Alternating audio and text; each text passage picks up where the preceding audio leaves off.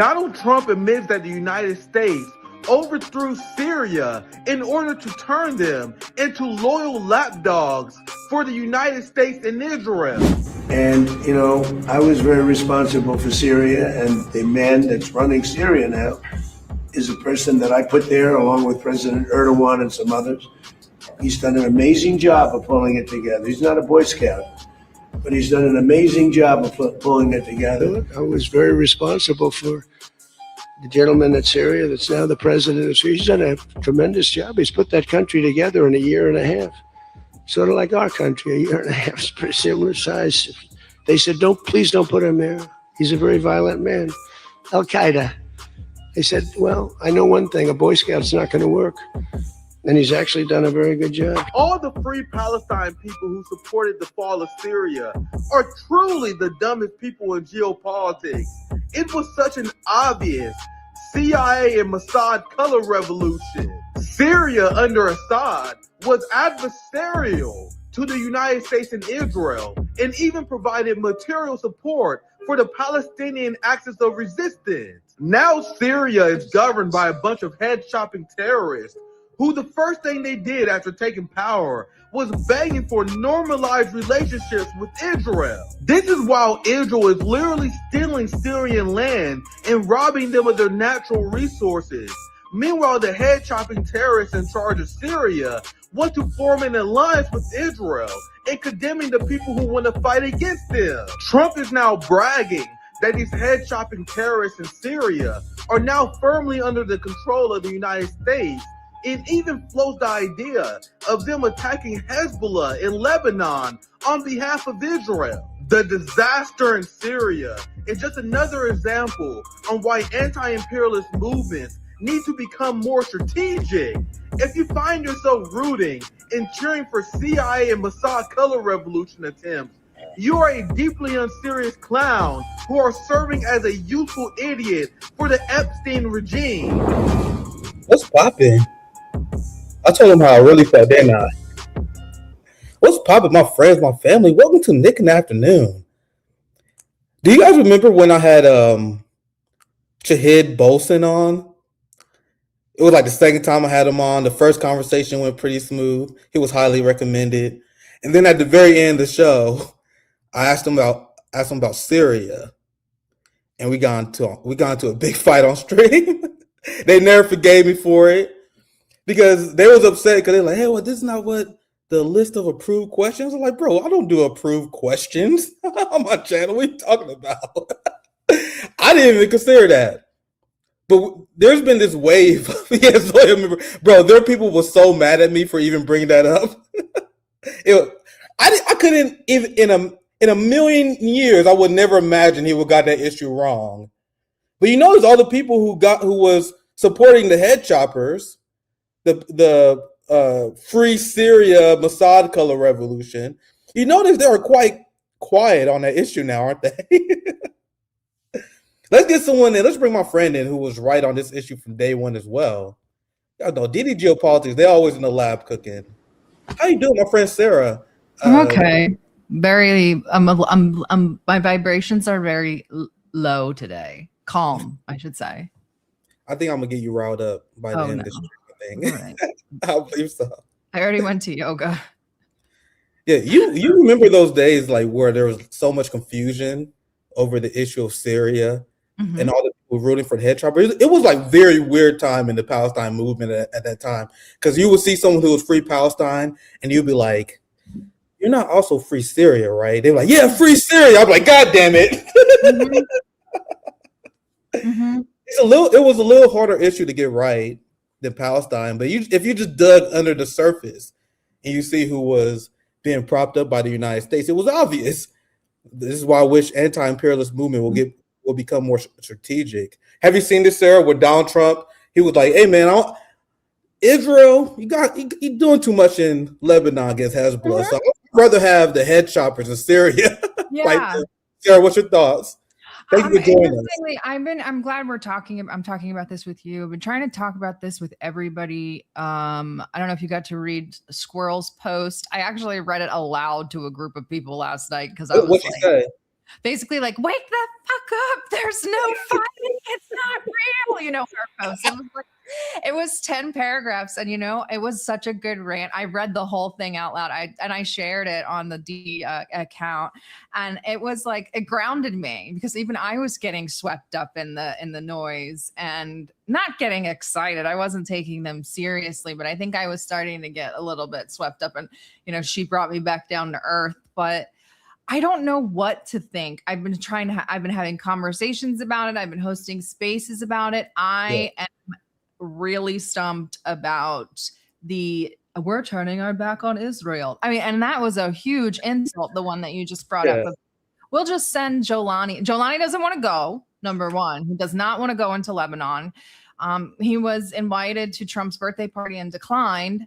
And that's probably when they were probably going to pressure him into going into Lebanon to neutralize Hezbollah. Number one, I don't think that that's possible. Yeah. Number two, I don't think that it's not a good time for Jolani to launch any kind of operation. They're completely in chaos. There was 2 ISIS attacks this week. The Alawites were attacked by government forces. So obviously that was thrown out as an insult to Israel, but why? Yeah. We seen them go through this storyline of Israel breaking with the United States, with Benjamin Netanyahu being upset with Trump and Biden. You and I did a show. It was about a year, or was about not a year. It was like a couple of months ago. It was back in February and March when I was like, it's kayfabe. Yeah, we've seen this storyline before, but I will say, this time they're very dedicated to the bid. Yes, that's what gave me the pause, because I said to people last night in a space, I said, all right, let's look at this holistically, because, you know, the normies are getting all like, oh my God, I can't believe they're saying this. So it's like, let's like really look at this. And but the story has changed already today. But like I said last night, I said, the thing that's giving me pause is the fact that this is actually having real world consequences. It's not like their usual tips that are like, I told him to shut the F up on the phone. This is like affecting polls. Trump's polling has swung like 46 points in the opposite direction inside of Israel, which I know Trump has alluded to or has said he cares about. I don't know if he still does. And you know, those things have economic repercussions and et cetera, et cetera. So these are rippling into actually having effects. I don't know if it's a bit. I still think it is, but they're very dedicated to it. I'm telling you. Yeah. JD Vance is cutting pretty deep, bro. So did you see? Hold up. They was like, hold up, man. You kind of going a little bit too hard in the paint there. Right. Like you're like these like random moments and. Like I always compare politics to pro wrestling, but you guys know there's these moments from pro wrestling history where someone would say a zinger, and then there would be like it'll cause like back scene drama. That hey man, you're not supposed to say that. Right. Well, JD Vance's cut is the Israelis, for example, on social media. They have been brainwashed to the point where it seems like they've really believed they're a sovereign country. They was making posts like, I believe it's time for us to cut off the United States. I'm like, how delusional are you people? Do you understand how this works? Because I always maintain that Israel is a colony of the United States. And I had friendly intellectual spars with people who they would say, well, Israel, their own sovereign state, or some people say Israel controlled the United States. My position, I think there are a lot of valid explanation for all three, but I believe that this is a colony of the United States and the UK, which is why they're willing to suppress their own population to maintain their agenda. It's a very important aircraft carrier in the Middle East. It's a very important geopolitical check. But these brainwashed Israelis, fam, you guys underestimate how the kind of propaganda they are fed from a young age. They believe that the United States they like need Israel. And that's why you're seeing them break with the United States. And the United States like, hold up, bro, you kind of tripping right now. Because when I see Bezalel Smotrich and when I see what he said about Donald Trump, when you see what Ben here, he went hard on Donald Trump, called him out for being weak on the Iran deal. And that's what led to JD Vance saying, hey, man. That's what he was alluding to when he said the cabinet is attacking Donald Yeah, Trump. that's Talk about that was squelch. JD Vance. He was like, hey, bro, if I was you, I wouldn't go that damn far. I wouldn't go that damn far because what the Israelis don't understand, this is why I explain why Israel is a colony of the United States. We have 20,000 Americans who fight for the IDF. You have over 10,000 British nationals. This is a country of 9 million. They are not a strong military presence without the intelligence sharing and the AI targeting assistance that the West provides with them. And that's why Israeli IDF Air Force captain, he explained how without Western support, they wouldn't be able to fight in Gaza they will only stay there for like a few weeks before they will collapse. So at any point, Donald Trump, if there was this real split, he can shut this shit down. You can literally make it illegal for Americans to, fight for the IDF, deplete them that way. You can end all military equipment sales and assistance. You can end the AI targeting assistance that you give them. You can tell Elon Musk to stop providing them Starlink. Do you guys understand the thousands and countless tools the United States actually have to rein Israel in if they really want to? That's why Donald Trump's reaction to this latest Israeli aggression, I want to get your thoughts on this because we have dozens dead. I saw a number like 47. 7 was the last I saw, but I think there's more now. Yeah, so Trump, I have the clip, I had to find it, but he was like, hey, I think if I tell Israel to stop attacking in Lebanon, they will do so because they respect me so much. And then Israel's like, fuck you. Well, And then I thought that was what the MOU was, you telling them to stop attacking. But that's the thing. Trump's also giving different messages to the Israelis. I watch and read Israeli media. And in all honesty, side note, Israelis are allowed to be more honest about Israel than we are, but that's neither here nor there. And he's telling the Israeli media, if you launch an attack on Iran, I will back you. So, yep. Midterms are coming. That's what I think this is. I think this is they want to lower gas prices and stall the war out until after midterms. And then we know the United States cannot be trusted with these deals.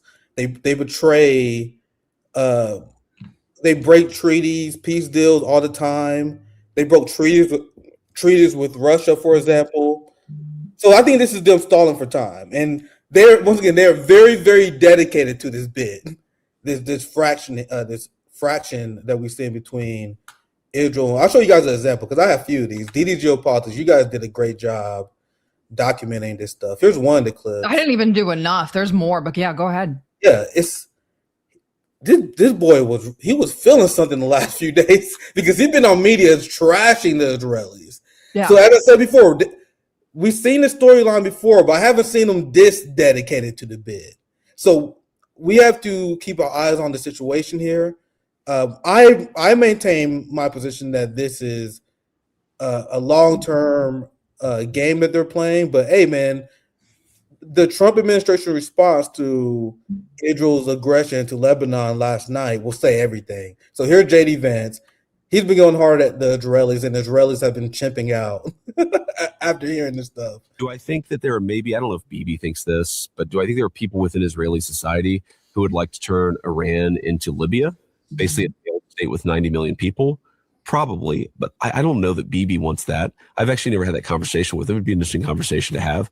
I'll tell you right now, is Iran turning into a Persian Libya good for the United States of America? Absolutely not. So there are a lot of clips of JD Vance openly questioning the strategy and the rationale behind Israeli society. He even mentions, I believe this is the clip as well. We're like, bro, you're a country of 9 million people. You can't just kill your way out of every single problem. So one thing I noticed when I'm hearing JD Vance say this stuff is like, so you guys know the proper criticism of Israel the entire time.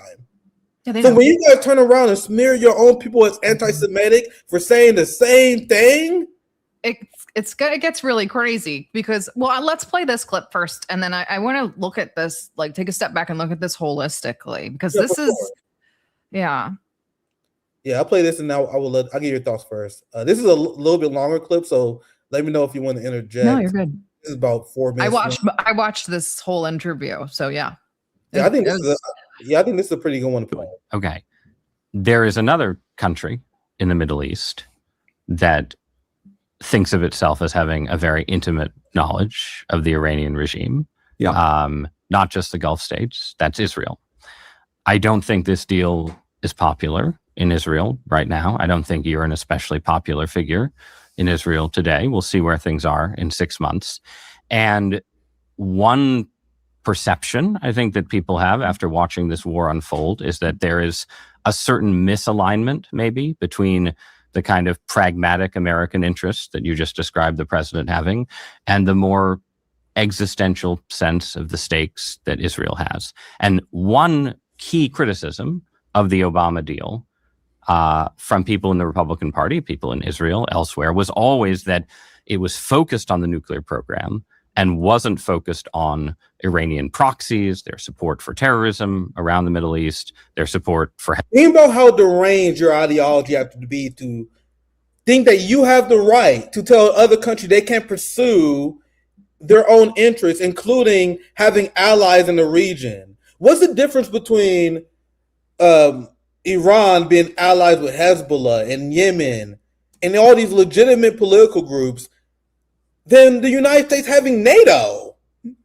Than you guys supporting Nazis in Ukraine, for example. So what the United States and what the West is essentially demanding Iran is that you don't have the right to have weapons to defend yourself. You're not allowed to have allies. And if you do have allies, we are allowed to attack and harass them however we want. Think about how deranged the position is, and they expect you to accept it.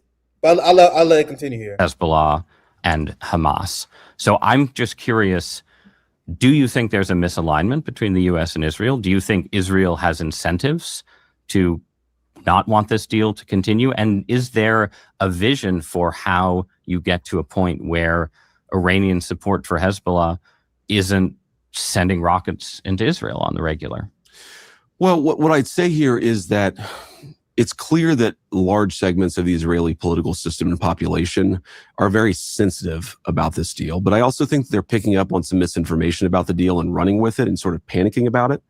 And I fundamentally believe this deal will be good for the entire region and for the world. That includes, of course, the Israelis. Now, I think it's important to say that while I do believe that this deal will be good for the entire world, fundamentally, we're worried about what's in the best interest of the American people. And to the extent that, and I think the president... Sorry, this is hilarious to me because he's talking about a deal. Like, fam, this is your surrender. You lost. Like, imagine how delusional Americans are that they think that, like, this is something they can negotiate and get victories out of. No, you lost. Iran hasn't buckled on any of their core demands. They told you to give us our goddamn money back, and that's exactly what you're going to do. They said they're not going to end their support for their quote-unquote proxies, and they have no plans to do so. They said a big part of this deal will be the Israeli offensive in Lebanon, and that's exactly where they're holding the line. That's why they canceled a meeting today. I forgot exactly where, but JD Vance, I forgot where it was supposed to take place, but JD Vance, there was this big cancellation because Israel's attack into Lebanon. At no point have Iran buckled from any of their demands. So calling this a deal is copium. I don't know what you guys think, but it's not a deal. This is a surrender. That's why you've seen Donald Trump and JD Vance doing a complete 180. Iran bend them over and had the motherfucker screaming, fam.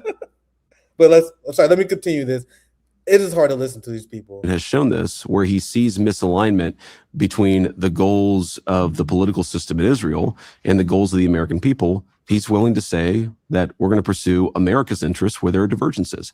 So there are certainly going to be disagreements from time to time. I think that's normal. I will say, I don't know, maybe I've missed this. I don't think Bibi himself has actually criticized the deal because I think he's maybe a little bit more familiar with the details of what's in it. But yeah, you've seen people in their system, Ben-Gvir and Smotrich, who've attacked the deal.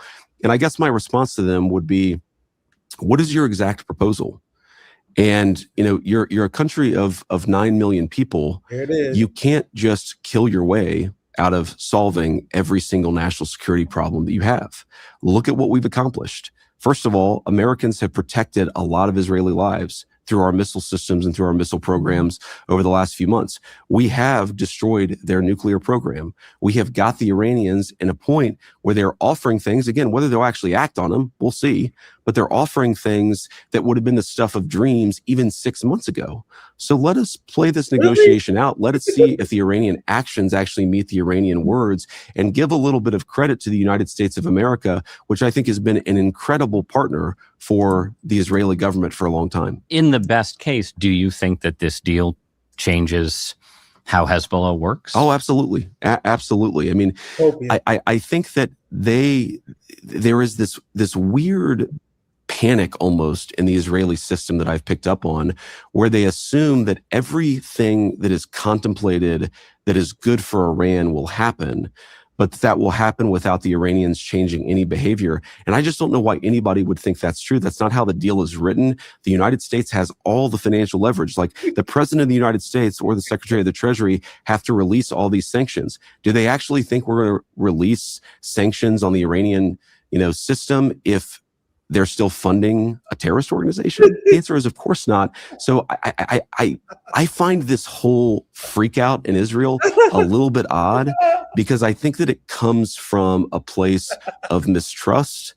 And I think that America has earned the trust of that region of the world. I'm sorry, sir. I'm laughing because have you ever seen Copia? This is why we know that it's fake, because he's smart enough, even though he's an idiot, he's smart enough to know that this did not garner more trust in the region. He knows he's lying. And that's why I want to look at this holistically. Like, he's a Peter Thiel test tube baby. Yes, ma'am. Peter Thiel said, I'm leaving the United States, going to Argentina because I don't like the direction the United States is going. So we have to put ourselves in the headspace of Peter Thiel as best we can. What direction would the country go in that Peter Thiel wouldn't like? A country under Marco Rubio.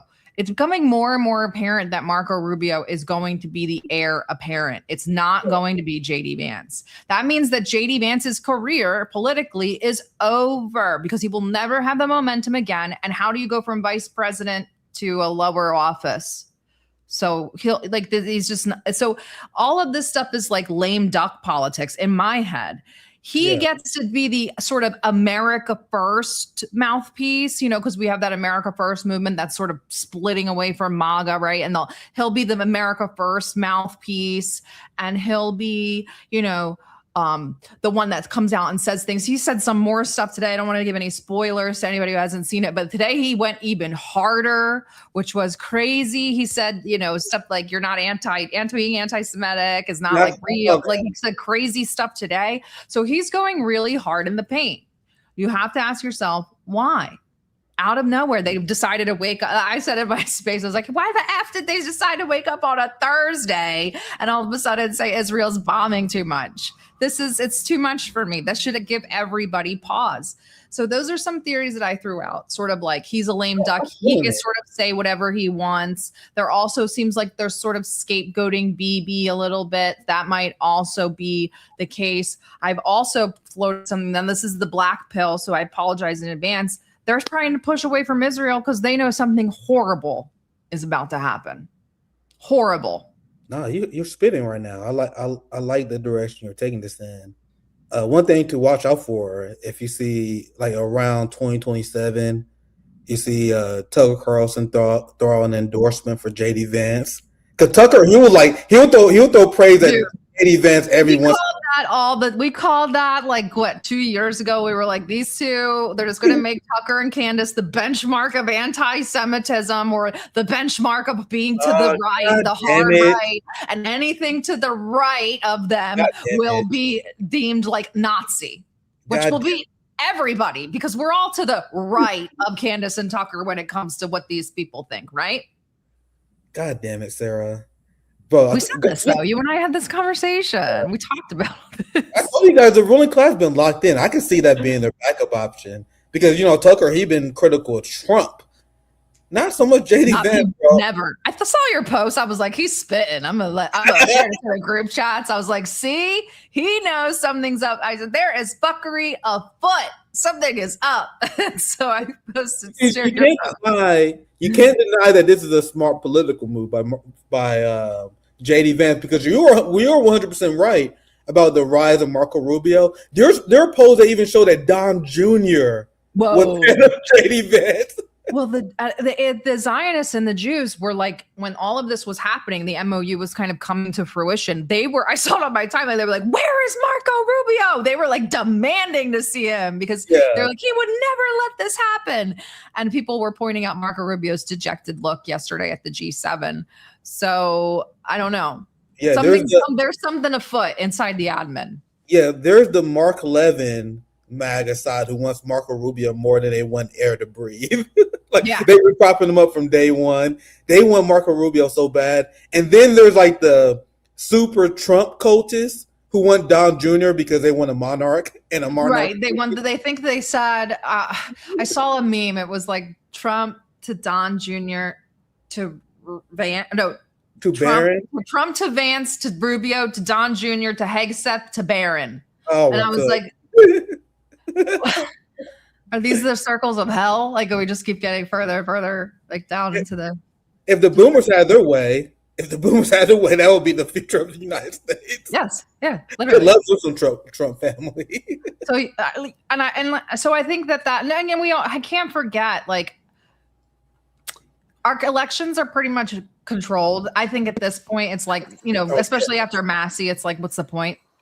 And don't forget, Marco Rubio was the Sheldon Adelson darling of the 2016 race until it became apparent he wasn't going to win. And then they started giving money to Donald Trump. Because don't you remember Donald Trump posted that thing? It was like, Rubio is a Sheldon Adelson's puppet or something like that. Yeah. Dude, I still can't believe they did the Thomas Massey thing. And we know JD Vance does have he's a bag of mashed potatoes, but relatively speaking to Rubio, he has some of his own thoughts. You can make Rubio say whatever you want. Yeah, he's been pro-immigration, anti-immigration. He's been Mormon. He's been Catholic. He's been evangelical. He's been not Zionist. He's been Zionist. He's all over the place. You can make him do whatever you want him to do. So this might be like JD Vance is his Twilight tour. I don't know. I'm really confused. I'm open to any interpretations and hearing anybody's opinions. Yeah. Like I said, so the three factions in my head that are going to be fine with each other. Once again, the Marco Rubio, Miriam Alderson, super MAGA Zionist faction. Right. Then there's the Trump cultists who are going to fall behind Don Jr. Mm-hmm. And then you're going to have the Tucker Carlson, JD Vance, Peter Thiel wing. You know those right-wing influencers who are secretly funded by Peter Thiel? And they're going to get behind that faction. You know what I mean? So those are the three factions. And this move by JD Vance is like a wild card that he's pulling, because he even said shit like this. This is what you mentioned.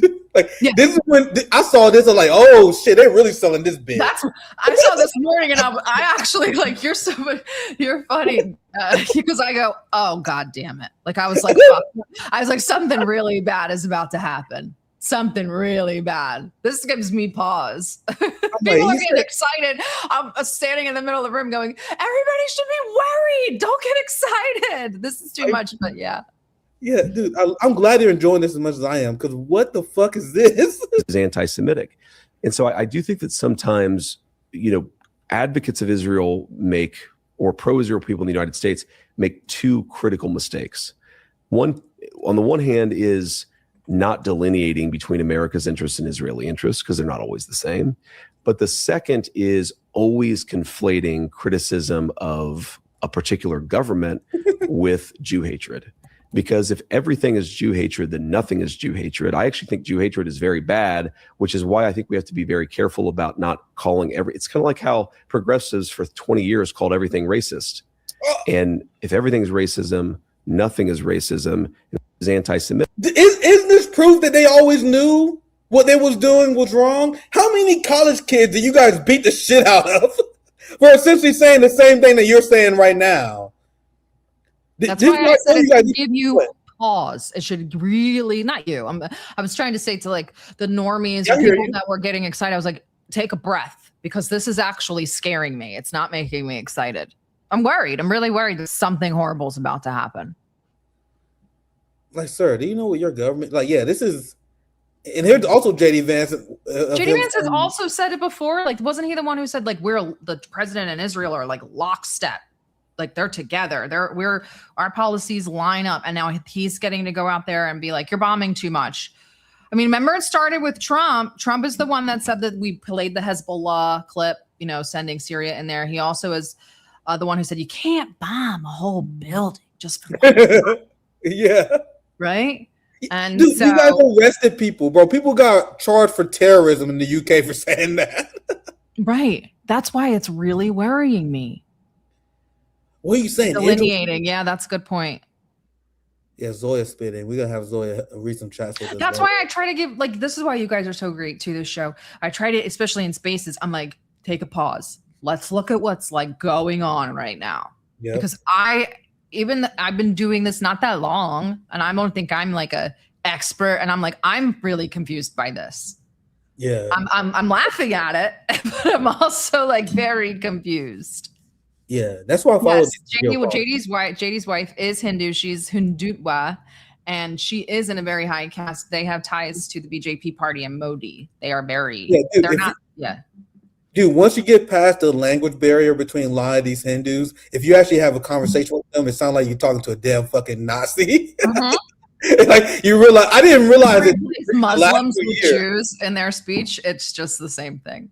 Yeah, like crazy. The Hebrew speakers, these upper class Hindus, like, bro, they are some of the most deranged people in the world, bro. Like, straight up clan level derangement. And like, his wife is the reason why the Nick Fuentes side of the right would never support him. Like, never JD. He's diluting the white race. Yeah. That's the kind of shit that many people on the American right is on. Never JD, not because he's a Palantir puppet, it's because he's diluting the white race by dating a Hindu. Like, Jesus Christ, dude. Yeah, that's like that's how it always is. War, like, bro, we know the Epstein class. They put this cultural war out there to rot the minds of these people. Their minds is truly rotten. There's no critical thinking, no class analysis at all. JD Vance is an enemy because he's dating a Hindu. That's their analysis. But then JD Vance, this last clip I showed. Oh, this is the mic drop moment. Go ahead. Yeah. This is the one from yesterday, right? Yeah. Yeah. So we implore you guys, like Sarah's saying, Sarah making a lot of good points. Don't just look at the surface level of this. We got to analyze why they're saying this. Why now? What do they know? So I despise people who have surface level politics. You know what I mean? There's so many different ways you can analyze this. Let me know in the chat what you guys are thinking. I'm very interested. Because just like Sarah, I had a lot of different analysis. There's a lot of different theories I have about why they're doing this. You guys educate me a lot in the chat, so let me know. Leave a comment. I'm reading the chat right now, believe it or not. So let me know what you guys think. And I'll play this final clip, and I'll show you guys some. We're going to cover the reaction. Because you guys know the Israelis, they're chimping out really bad over JD Vance. So I'm like, bro, they are extremely dedicated to this bid.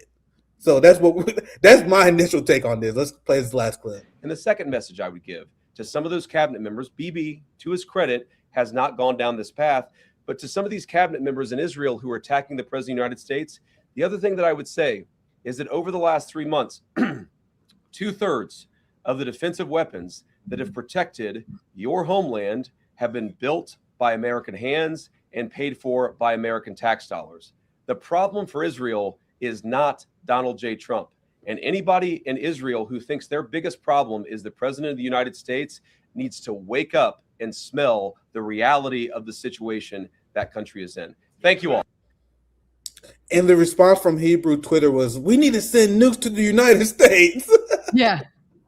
Yeah. They're tripping out bad. Have you seen the reaction? Kicked it all off. This is what happened first.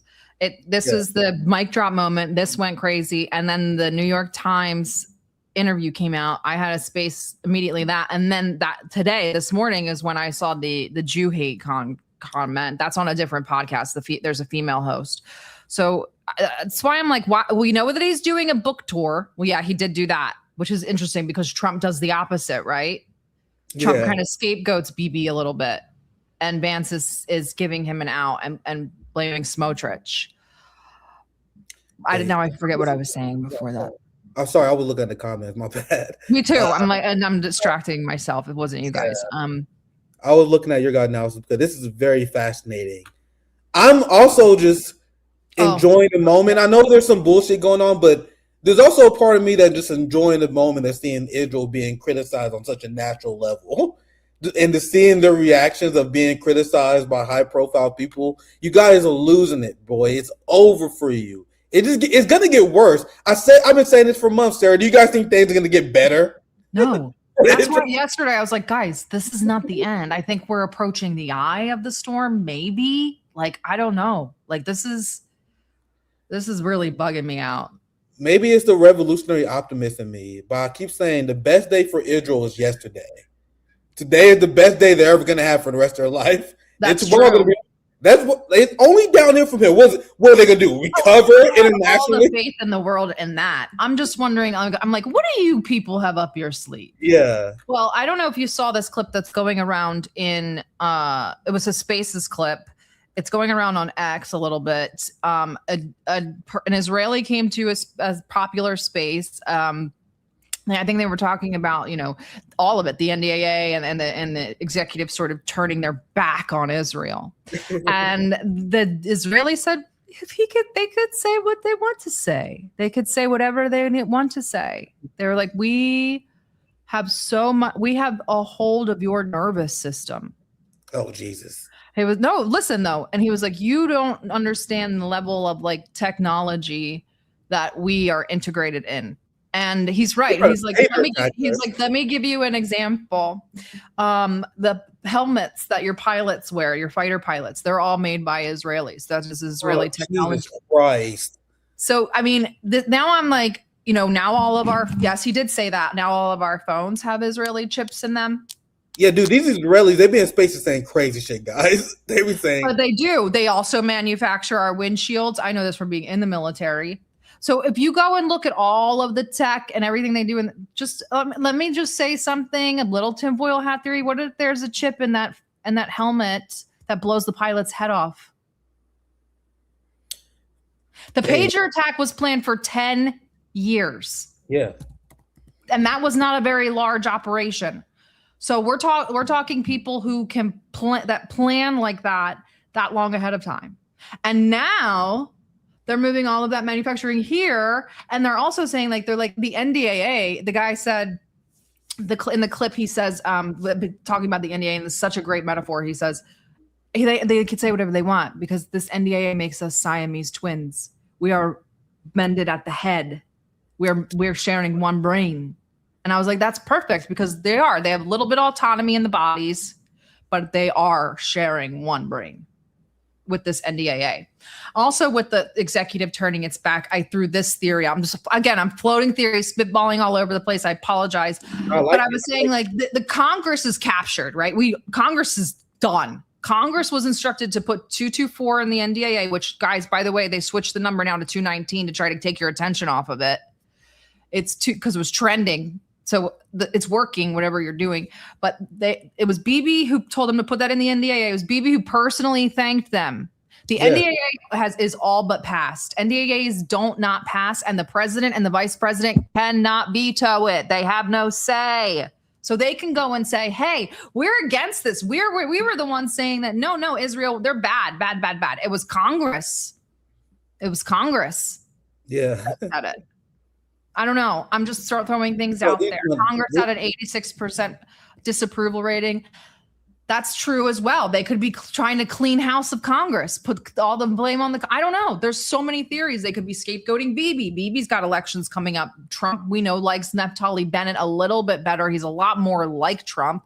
He's a bit more pragmatic. He's not as uncooperative as Benjamin Netanyahu, and he said he'll be ready to go back to war by 2027 full force. So you know what I mean? Like they have a lot of options. That's why I'm like, we should all be worried. And we have the World Cup going on right now, and 4th of July. Yeah, now I see why you're sweating, Sarah. Especially when you have you seen Laura Loomer? Oh God, yes. Every time some shit go. That's happy Juneteenth. Yeah, every time shit goes down and things start going bad for Israel, she always tweets out, I predict that there's going to be Islamic radical terrorism. Oh, we'll have another 9/11. I posted. I said, "Should someone report this?" She's like, I'm just saying, I'm predicting that we're gonna have another 9/11 style attack, and I'm like, bro, every time you tweet this, I get nervous. Someone need to investigate. Seriously, like you're one of the closest. This is so sick. I can't believe it's coming out of my mouth. Closest advisors to Donald Trump. Oh my god, really? And she's screeching about 9/11 on the timeline. Yeah, apparently she's the throat goat too. Oh yeah, I heard the rumors about which. It doesn't seem beneath her. I'll just say that. I'm going to say that. No. I don't want to do this on your show, but come visit me in a space if you want to know all about my the theories about Laura Loomer. She's Esther. She is an Esther. If you guys know your Bible, go read Esther's story. That's what Laura Loomer is. Okay, so we got to talk a little bit later because I won't hear all the juicy gossip. Yeah. But I do know, I will say, guys, you know that Laura Loomer can't legally own a gun, right? No, because she's been, 5150'd? Yes. Called when you've been committed? That's the person who's advising our president. We can't own a gun. And he's listening. Oh, we're cooked. We're cooked. So here's another crazy one. Yeah, another nutcase. One of my favorite Jewish supremacists to cover recently, bro. She is batshit crazy. Like she used to do this thing where she used to pretend to be like more liberal, and then after October 7th, she became like a radical. She became like Ben Gvir on steroids. Like she one of the more honest Jews, Zionist Jews in this country. What you should say the quiet part out loud. Look at what she said in response to JD Vance. She said, Vice President JD Vance brought the U.S. to its knees in a humiliating deal weeks before our 250th birthday, and he had the audacity to blame Israel for the terrible situation we're in. We're watching check this out, Tucker Carlsonification of our vice president in real time. Sarah, help. They're calling them all, and Larry Loomer posted today, I voted for Donald Trump, not Tucker Carlson and friends. See, they're making him the benchmark. And these people are all friends. You think that if Tucker and Laura saw each other in a room, they wouldn't say hello to one another? You think if Nick or I saw Laura Loomer in a room, we would say hello? You know what I mean? These people are all friendly with each other. Yeah, they share the same class. They're all friends. Remember the DAP that Kamala Harris and Lindsey Graham did? And they're like, most people able to do that in public. It was upset because they accidentally let the fucking game slide. They're like, God damn it, you're not supposed to do that. So Tucker Carlson is somehow like the benchmark of anti-Israelism, which is ridiculous. I mean, he's decent. He's good for the normies, but what does that make all of us? So you guys see how she also helping define JD Vance with Tucker Carlson? This is exactly what they want, right? And this is why I'm peeping game. Like, if we see Tucker Carlson start leaning more to JD Vance, he already said many nice things about him. I don't know, man. But we already know Tucker Carlson's in the Thiel circles. He's in that universe. So that's why you'll never hear him say anything bad about Thiel, Palantir, JD Vance. He's in those circles, which is scary. I mean, like, it's important for people to know this. I still listen to Tucker. I still listen to his interviews, but you have to know like what you're listening to. And so we're getting it's sort of a really good book to read right now is Peter Turchin's End Times, which is about the overproduction of elites. We're watching our elites kind of break up into factions and argue with one another, which is a lot of it. And we're seeing also there's a split in the Jewish elites as well. You have this sort of Adelson clan whose money is against the louder. They're all being paid by different people. So we're seeing a little bit of that as well. But I'm very, very, I'm glued to this. I'm like really curious as to see how this plays out. Don't you know that like people like Cenk Uygur are like totally like buying it? I'm like, I really can't fucking stand you. I'll watch TYT and I'll watch Anna because I just like her. I like her vibe. Even though I know she's a shit lib too. What my friend always says? Ask Anna where she was in 2020 or whatever he says. But so he's buying it and he's feeding all this slop to his listeners, which is curious. I don't know what the game is here. I don't know what the game is. I'm I keep saying there's fuckery afoot, and I'm gonna get to the bottom of it.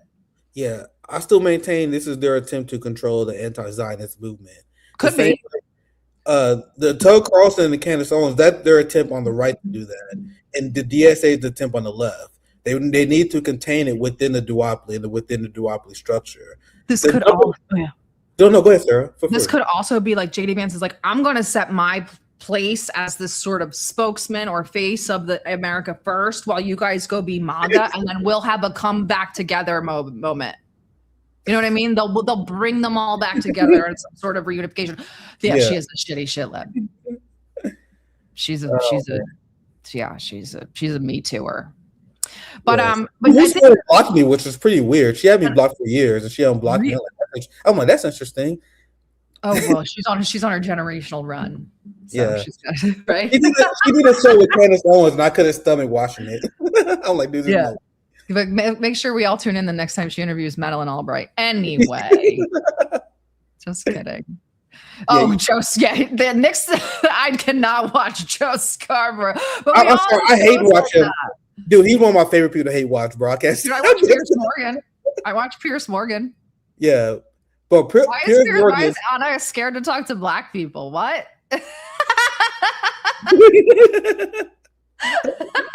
Is that the new slander? I fuck with that slander. Fun of them. We made so much fun of them in like the COVID Biden campaign days. Yeah, I remember when she attacked Aaron Mate, and then she recently apologized. Yeah, the public apology. I was like, wow, this is crazy. You guys are all friends again. The TYT rebranding and rehabilitation have been wild. I don't like to rain on people's parade. I don't like to go in and be the typical person like, all your heroes are fake. You know what I mean? So I feel bad because she got really popular and she was saying things that were really kind of conducive to the message. But I hate to be the one that tells people, I can't believe this. That's wild. I can hear that. But yeah, let's get to this clip to Batya because she's funny. She's becoming one of my new favorite hate watches because she's like the perfect example of a Jewish Karen.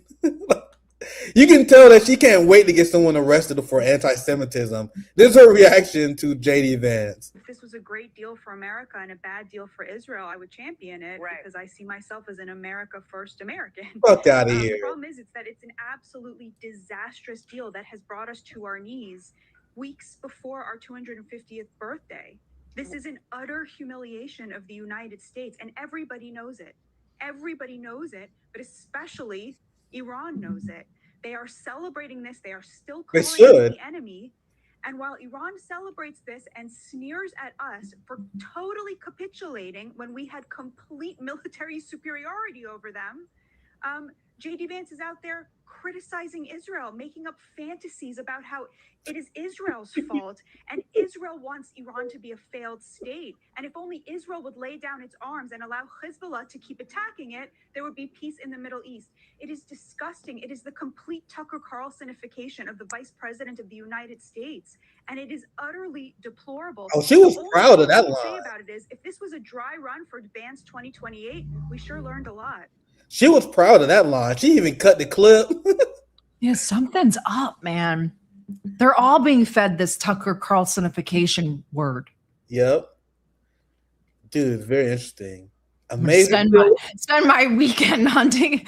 I'm going around spaces, tunnels, listening, trying to figure this out. I need to figure out like what the hell is we going need you on the inside, Sarah. That's why we need you. We need you on the inside to listen to these crazy motherfuckers. I do. I go and listen to them. I listen to all the Jewish podcasters. I listen to the Zionist bases. I want to know what they're saying. I was really curious how they felt about the MOU. Yeah. Fam, you have no idea how important it is to have someone on the inside. Dude, I keep telling all the people, like, what are you reading? I'm like, I'm reading the history of the Talmud. They're like, oh, is it good? And I'm like, it's not anti-Semitic. Like, it's like the actual history of the Talmud. They're like, why are you reading that? I'm like, I always read opposition. I always listen to opposition. I read them more than I listen to you guys. Like, I'm always listening to those people. Yeah. So yeah, I really want to know. And I'm curious. I'm gonna go this weekend. This one, they're calling it Israel derangement syndrome. this weird, like, oh, they're this was an interesting line that also gave me pause. The unmasking of the vice president. Yeah.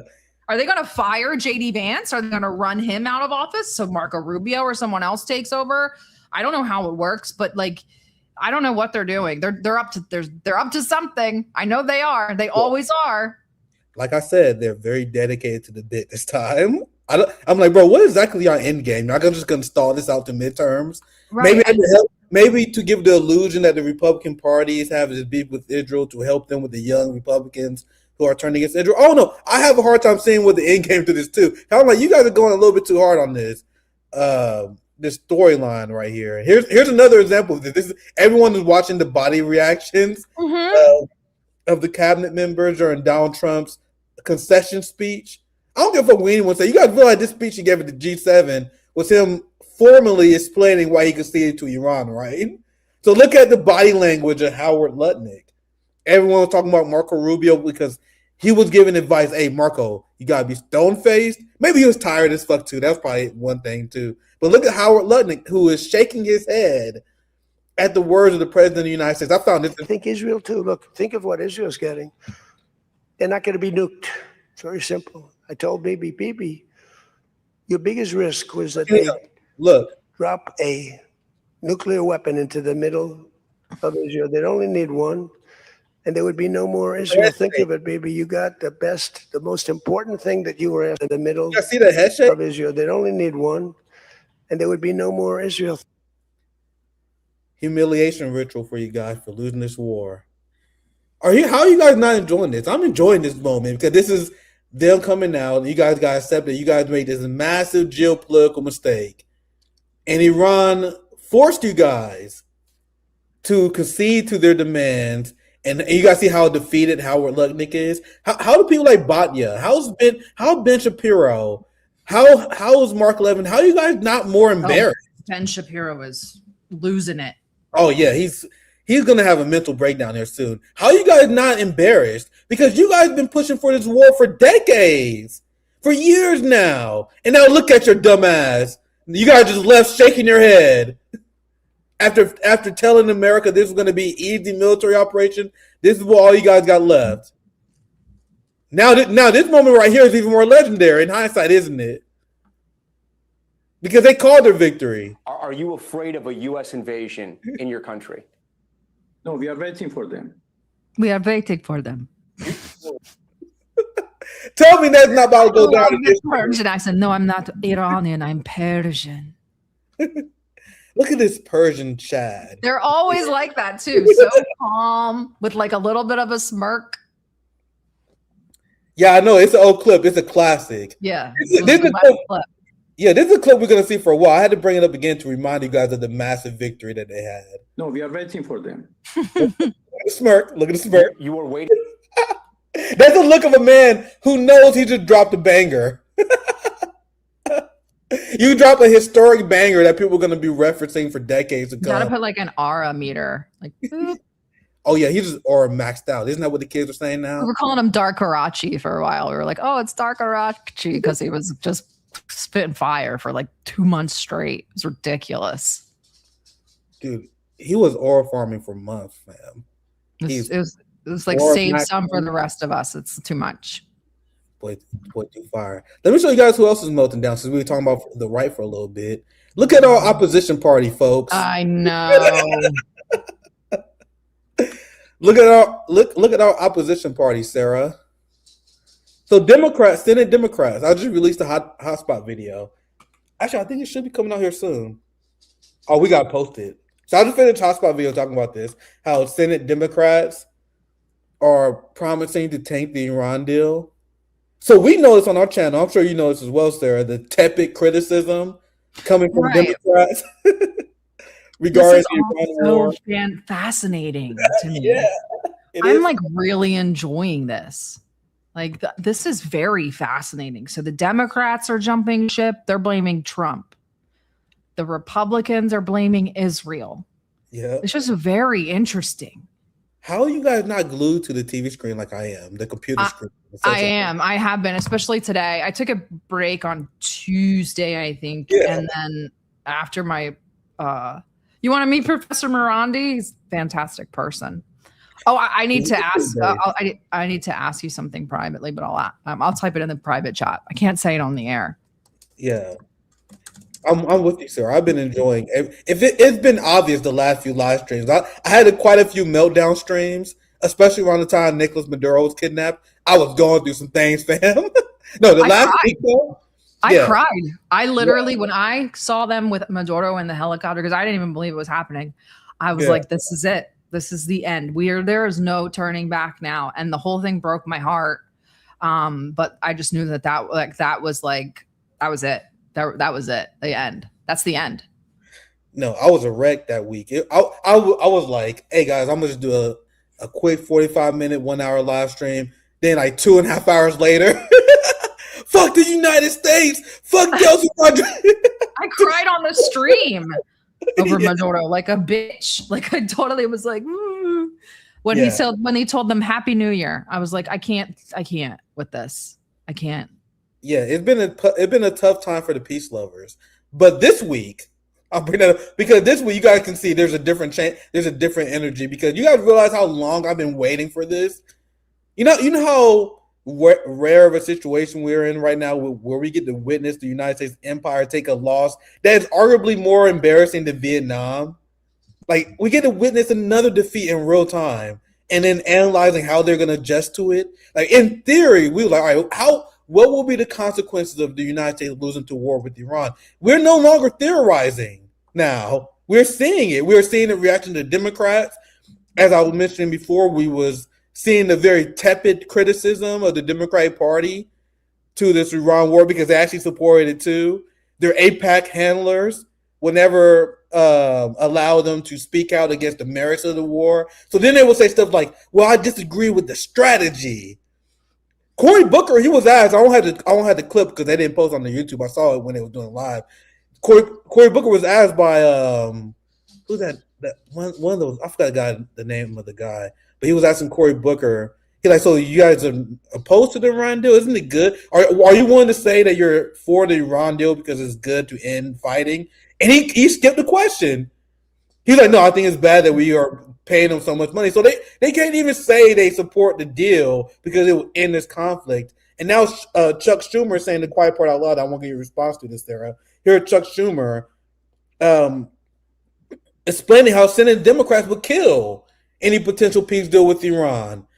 The U.S. is worse off because of Trump's incompetence, his ego, and his inability to listen to facts. This is the part right here.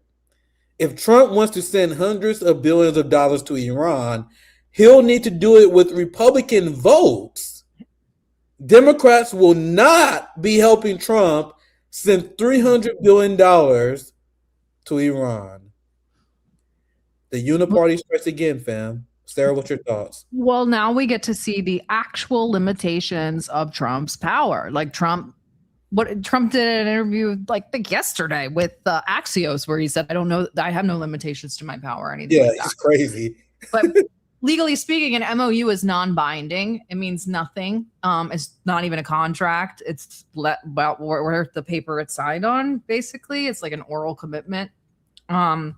And I do think that Congress has to approve the sanctions lifting. Congress has to approve the release of the funds, and they're going to block it.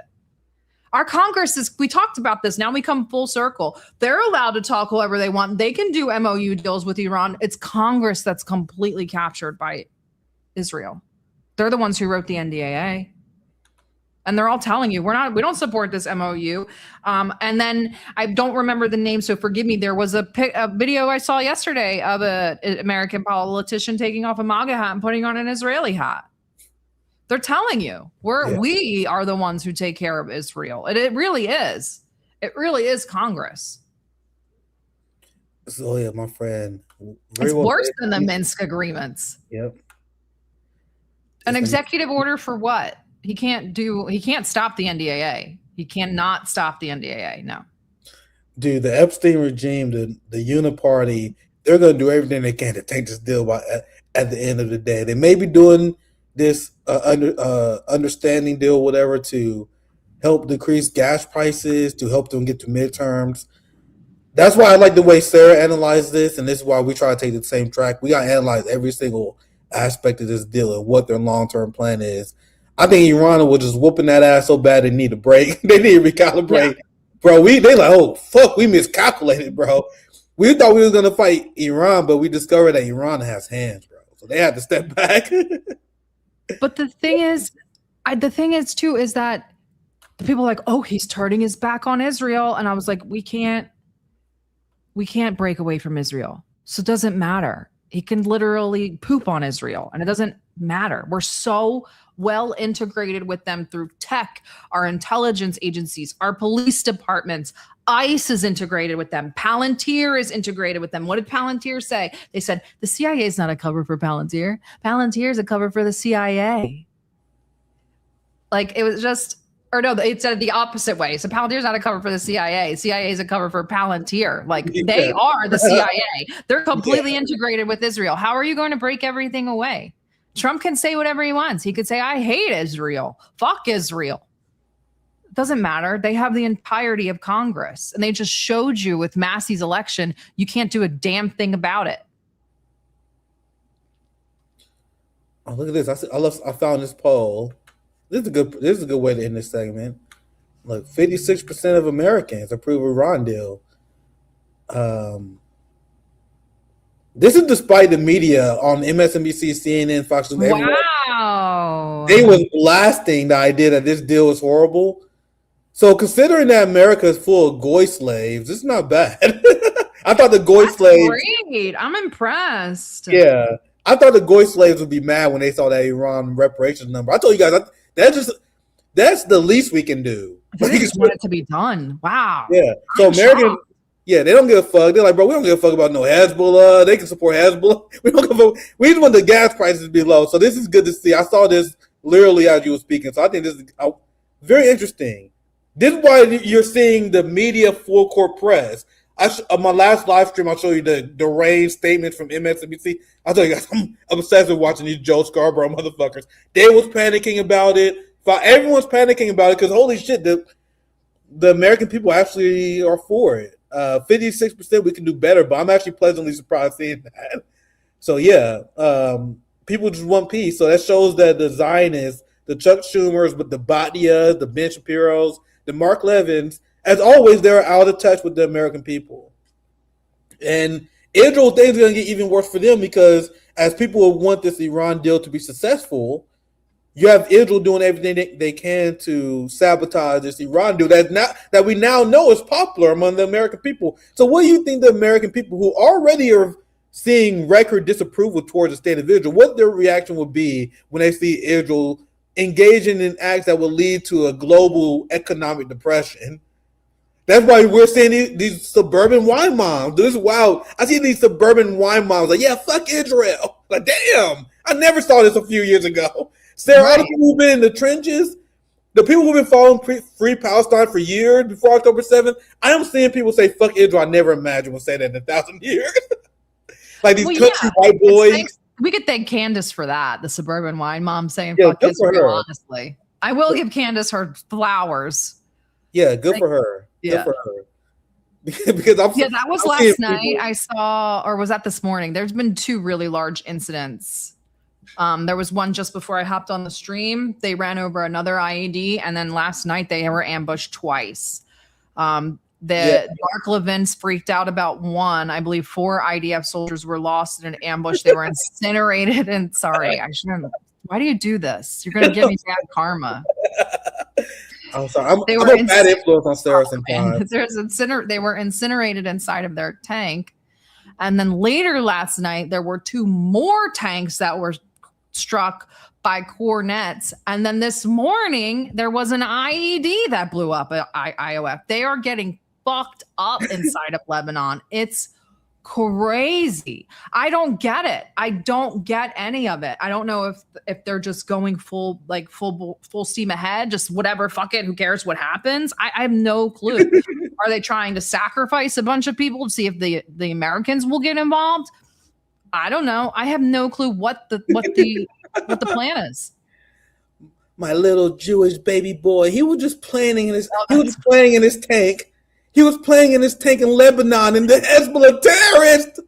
Come on, what has this world come to where a little Jewish boy can't play in his tank anymore? Right. Sarah? And the thing is that we've all read the MOU. We've all heard them talk about the MOU.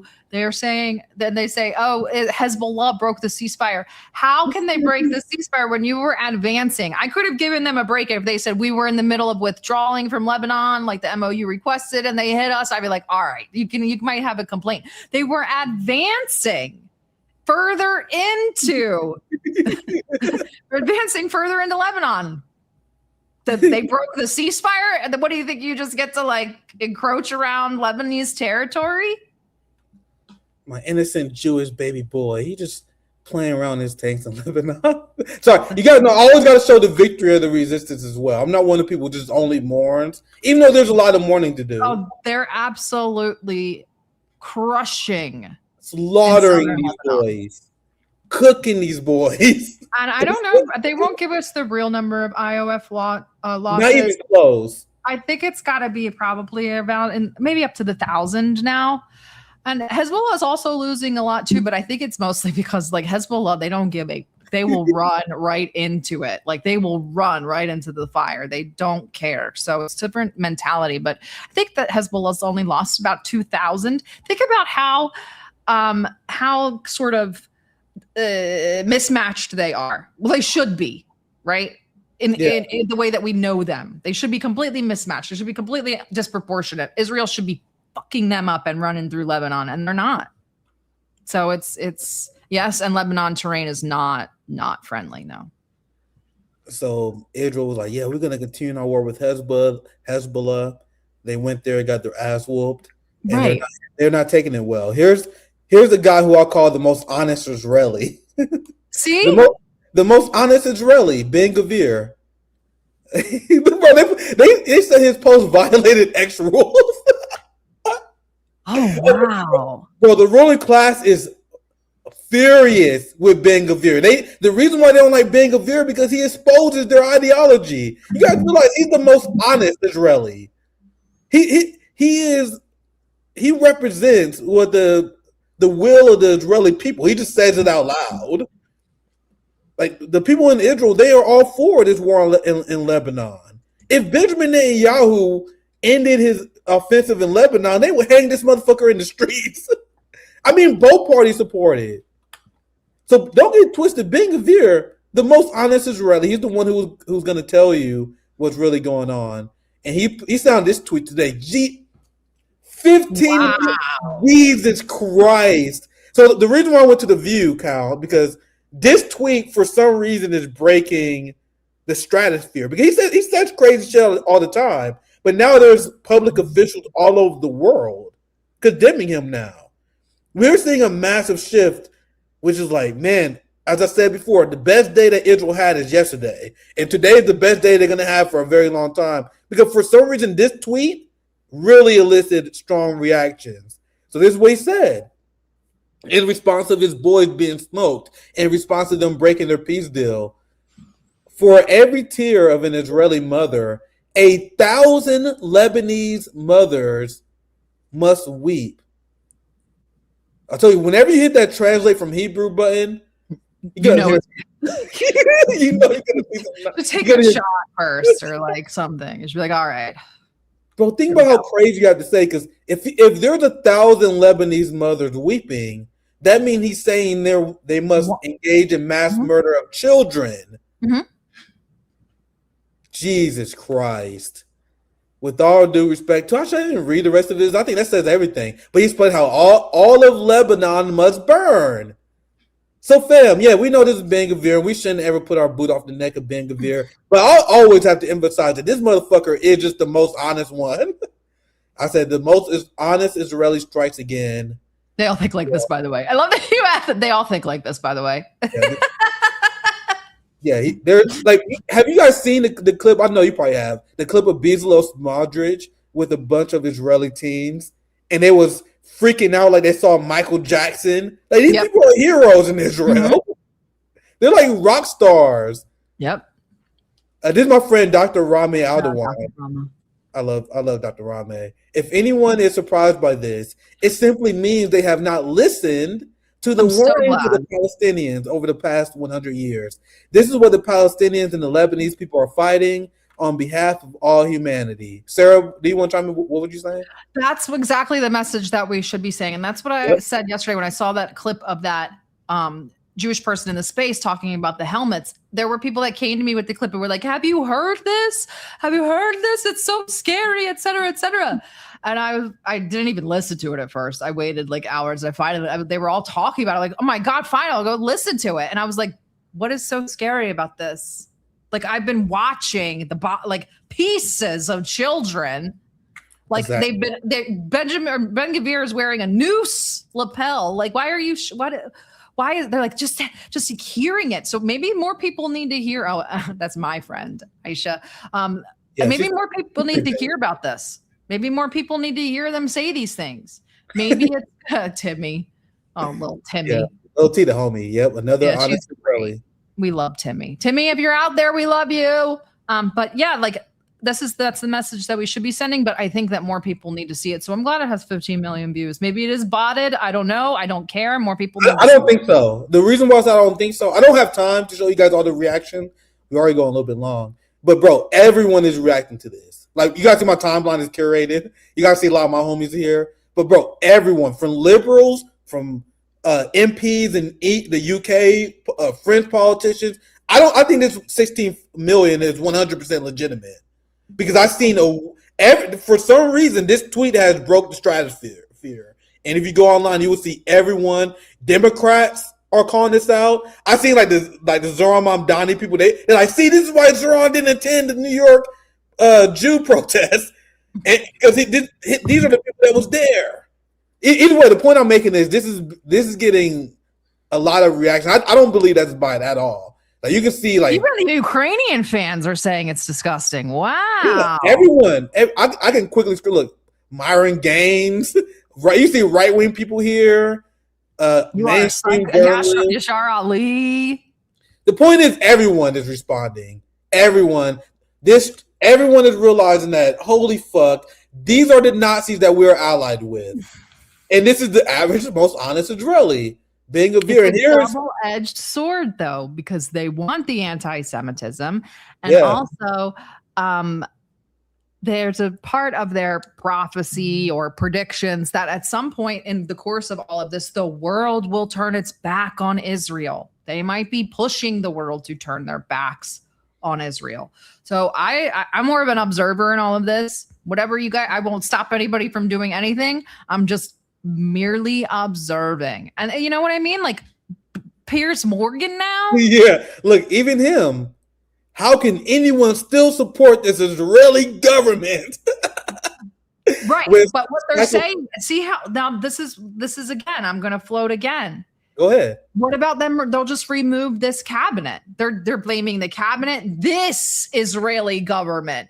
Yeah. How can anyone still support this Israeli government? Not the state of Israel, not Israel, just this particular Israeli government. If we could get rid of the cabinet that was mean to Donald Trump and this psychopath Ben Gvir and this crazy Benjamin Netanyahu that, keeps undermining all my agreements, and we could get a new government in, Israel will be fine. And then we're back to square one. Yep.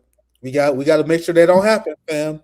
We had to keep reminding them that it's the whole entity. And Piers Morgan, how can anyone still support this Israeli government when psychopathic monsters like Ben Gvir are ministers? Like, Piers, bro, you interview these crazy IDF dipshits all the time. Don't pretend you're just now being shocked over the psyche of an average Israeli. No, literally, you have people worse on your show. I've watched it. Yeah, exactly. Sarah would know. I've seen clips of these crazy Zionist people. They're so crazy. They make people like Anna Kasparin and them look based, and just by comparison, because they're just so bad. So, Piers, don't pretend you don't fucking know. Well, Ben Gvir is just an average fucking Israeli. Yeah. Bro, the Israeli youth, fam. Bro, the Israeli youth, they are way more radicalized than the previous generation. They're worse. They're the ones who legitimately believe that the United States need Israel in order to survive. The shit that they believe wouldn't believe it. Ben Gvir is nothing compared. The Israeli youth, they probably think he's some woke grandpa. They probably think Benjamin Netanyahu is them woke. That's how crazy they are. Mm-hmm. So this is why I've been telling everyone, look, I keep clipping these people. Hey, Ben Gvir is just the most honest Israeli peers. All of them are like that. I just always have to remind them of that. This is the last receipt. We're almost done. I want to ask you about the Lukashenko story, and we can wrap up here. I appreciate your time. I know we're going a little bit long, but I want to show you guys the response of the Iranian foreign minister to this insane Ben Gvir rant. We can wrap up there. This is not a rant by a random genocidal lunatic. It's a public post by the national security minister of the Israeli regime. The genocidal death cult headquartered in Tel Aviv is a threat to all of humanity. It threatens all of humanity. It is only interested in permanent war. So, Sarah, any final thoughts on this segment as we wrap up? Ben Gvir exposing what? I'm going to be glued to the Twitter all weekend, probably. So come find me in the spaces. So I'm trying to decode this. If you guys have any ideas, come find me and give me them. I'm scared, dude. I'm scared. Yeah. So, okay, you want to talk about the bus, the Belarusian bus? Yeah, we can wrap after this. I don't want to keep it too much. No, I'm so glad you're bringing it to your audience, because I think that we're the only channel that's actually talked about it. And this isn't a slight to other channels. We have so much happening. Yeah. How can we even keep track? The only reason I even caught this crazy interview is because I follow and have all notifications on for Belarusian state media. And let me tell you why. Sarah got her hand on everything. Well, this is why, because we've been doing this for 4 or 5 years. And everything is so dark. Okay. Belarusian state media will literally be like, today's headline: who stole the cookies from the presidential palace? Lukashenko goes out to check the potato harvest. Like, it's the happiest, no problem news at all. Like, I just love paying attention to it. So one was, how does Belarus make ice cream? It was a whole hour special about how Belarus makes ice cream. So I was paying attention to it, and he sat down for he talks, and he sat down for an interview with Al Arabiya. And so I was watching it, and he always spits fire. And he came out, and the one that I posted was the warning to Israel. And he said, we're watching this, and you talk about the Holocaust. What Holocaust? You're killing all these women and children in Gaza. And he says, basically what he was saying was, you keep using the Holocaust for sympathy, you're committing another one here. And my advice to the state of Israel is what's the Russian saying? Put your head in your hands. Like, start thinking about what you're doing and what the long-term effects of this. And the Israelis went crazy. I believe that was Monday or Tuesday. I translated that interview myself. And then it was Monday, I believe. Tuesday, the Israelis started freaking out. The Israeli foreign ministry started saying, like, these are anti-Semitic remarks. And then Wednesday, the bus attack happened. And I don't really do I don't really do that. I try to be incredibly analytical. Absolutely. But this really gave me pause. And I teased it with Chris before I even posted that, because I didn't want to do a weird anti-Semitism conspiracy. And I love it. Well, I don't want to be thrown in that category right now. You know what I mean? You're not in that category. You know what I'm talking about, though. The people that are like, it's always them. So but I can't. This is undeniable, dude. Like, they have never been targeted like this ever. It happens 2 days after he says something about the Holocaust. Dude, I saw you guys tweet this out, and I went down a rabbit hole. I was like, well, I was saving this for when Sarah come on. I saw you guys report on this. Dude, this story is batshit crazy. I'm glad you came on and helped explain this to us, because once again, correct me if I'm wrong, and you did a great job explaining it, but did Lukashenko, did he say anything unreasonable in his criticism of Israel? Everything I heard from him was extremely measured.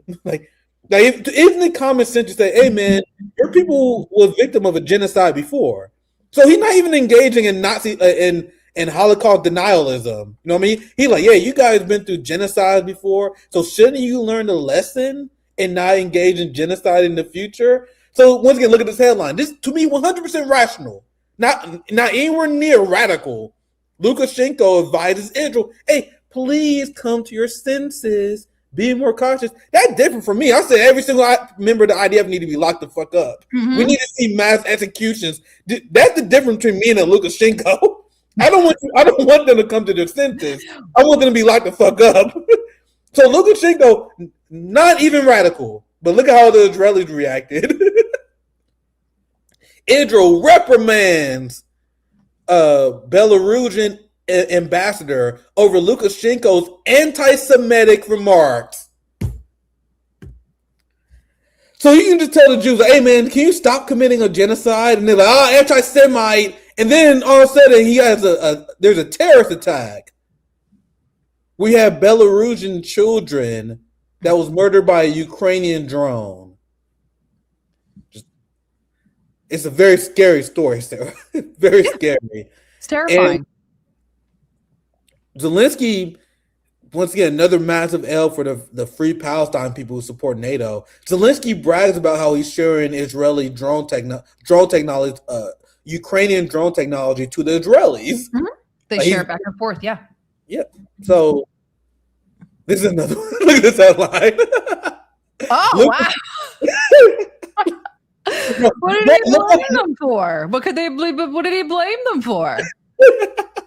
Bro, just type Lukashenko in Google and look at the crazy shit the Jews are writing about him right now. Oh my God! Well, Lukashenko finally found a reason to blame the Jews. Sorry, what was that, Sarah? That'll be another rabbit hole I jumped down.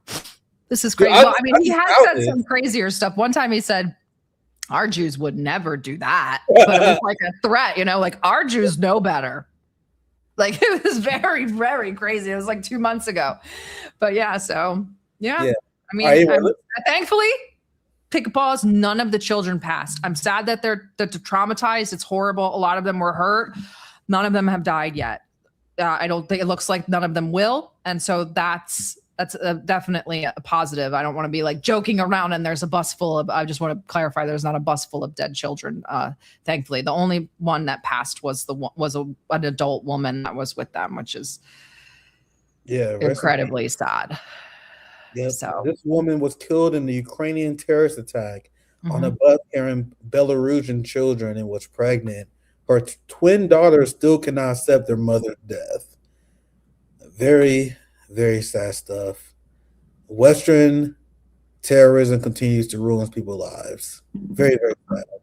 But Sarah, thank you for joining us. It was a almost 90-minute Friday stream. Yep. I always appreciate the reporting at DDG and always enjoy our conversations.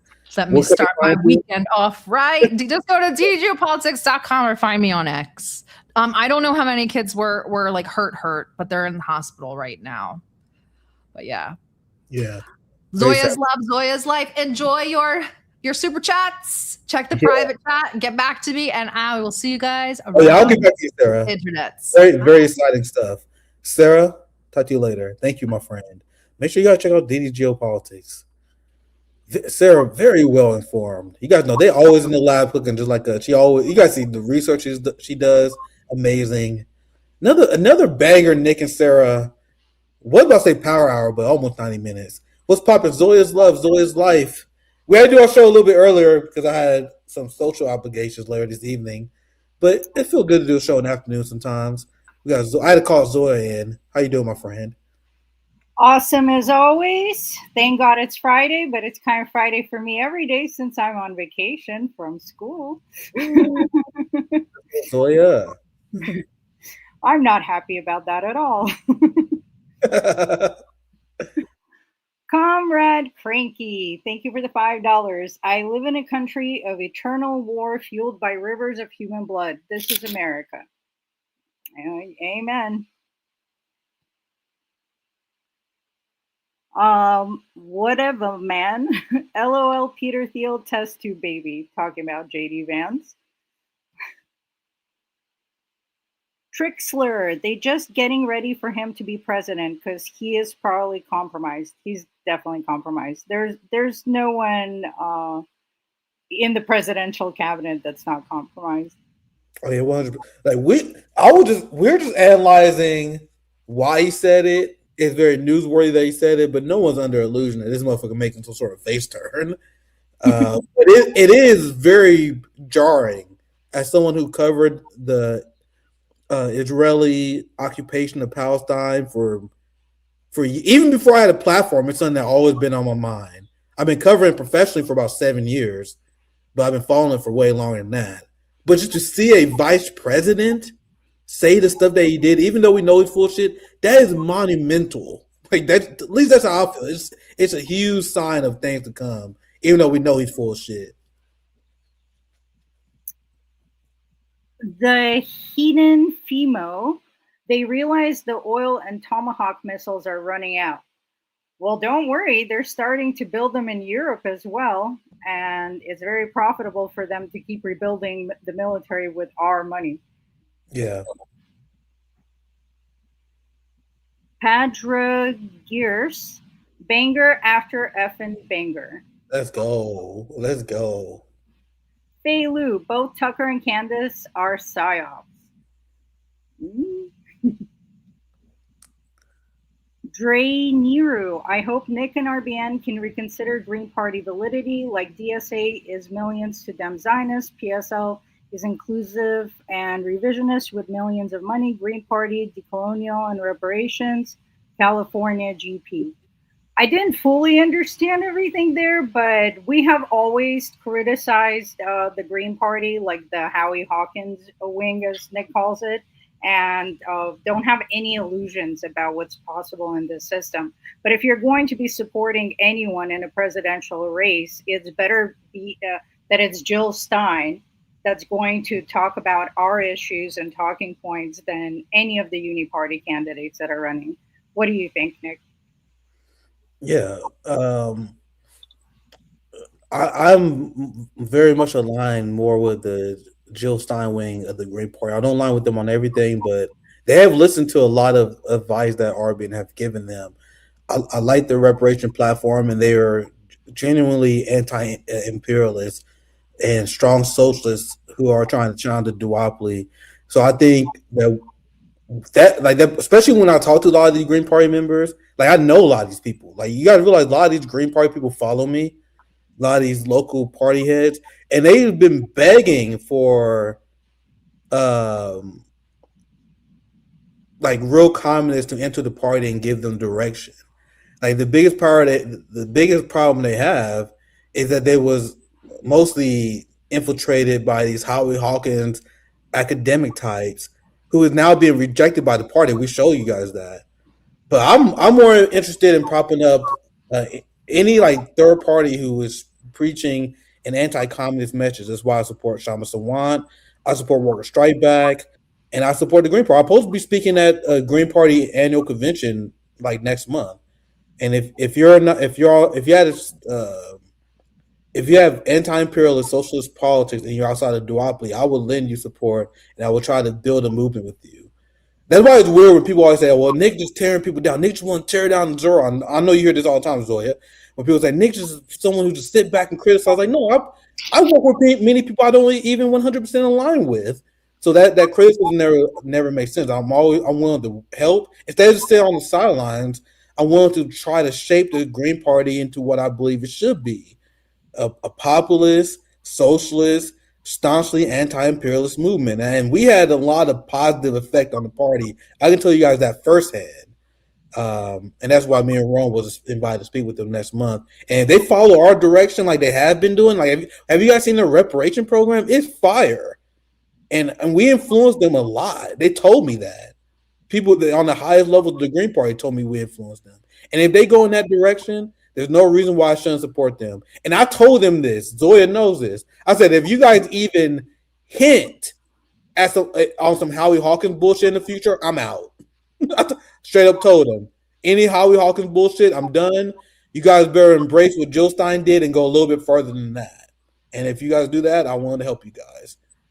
So I personally like what I'm seeing with the future of them. But like Zoya said, we can't rest on our laurels and just expect to have a third party come via electoralism. We have a lot of different tools that we can use as well. That's my thoughts. I know I kind of rambled on that, but that's my thoughts. Yeah, the Green Party's there for the taking. It's like a mold of clay, and people need to do the work if they want to turn the Green Party into what it actually needs to be. But they do have the most ballot access, and rebuilding something like that from scratch would put us back another decade. But that's just on the electoral side of things. We have to be organizing in our communities. Yeah. And we also support Shama Sawant, who's not in the Green Party, but she's running anti-imperialist, anti-uniparty, and we have disagreements with her as well. It's not a cult. Yeah, and one thing, we like the ACP people, we like strike back people. As long as you're not in the duopoly, I want to work with you and give you a chance. And I don't. That's why I believe that where we should form a coalition, especially using anti-Zionism and its spread. I think there's a real potential there, and that's why there's a big panic among the professional managerial class left, and they're trying to do everything they can to prevent an anti-Zionist, anti-capitalist movement from forming outside of the Democratic Party. Meanwhile, I'm here to be an ally and try to help steer anyone outside the duopoly and form coalitions with them and influence them. I think that's the best thing we can do with what we're fighting with right now. Exactly. And there's nothing wrong with trying to improve things. It's just that the Democratic Party is impossible to improve. So anyone that's telling you they can change it from the inside is lying to your face, because we have tried that project. It's called Justice Democrats, and it failed miserably. They all voted with the Democrats on every major issue and never waged any kind of opposition, which is what they were elected to do with the grassroots funds. Yep. Corky Schilling, if JD Vance runs for president, half the country will vote for this clown. It's not half the country. Yeah. Half the country will vote. More like a quarter at best, fam. On a good day, it's a quarter. Exactly. If you get a quarter of the American people voting for you, that means you won over about half of the voter base, because nearly half the Americans don't vote. I remember in 2016, it was like, yo, this is a gigantic election turnout year. And it was only like 60%. Like there was like 40% of Americans who didn't vote. I had to fact check that, but I'm pretty sure there was like 2016 was a big year. And it's still 40% of Americans didn't vote. Yeah, that's accurate. That's accurate. I've looked into it before because I was curious. And majority of voters are registered as independent, and they hate both parties, which you can tell by Congress's approval rating at around 13%. Exactly. Jane Starks, all U.S. presidents have been compromised by the oligarchy of the time under capitalism. Exactly. Thank you for some Marxist dialectical thinking. Truth Sensei, like, sub, share. Yes, please remember to smash that like button if you haven't already. Also subscribe and hit that bell so you get notifications if you do get them, because YouTube heavily suppresses us. And please share our work, especially if your parents are boomers or liberals.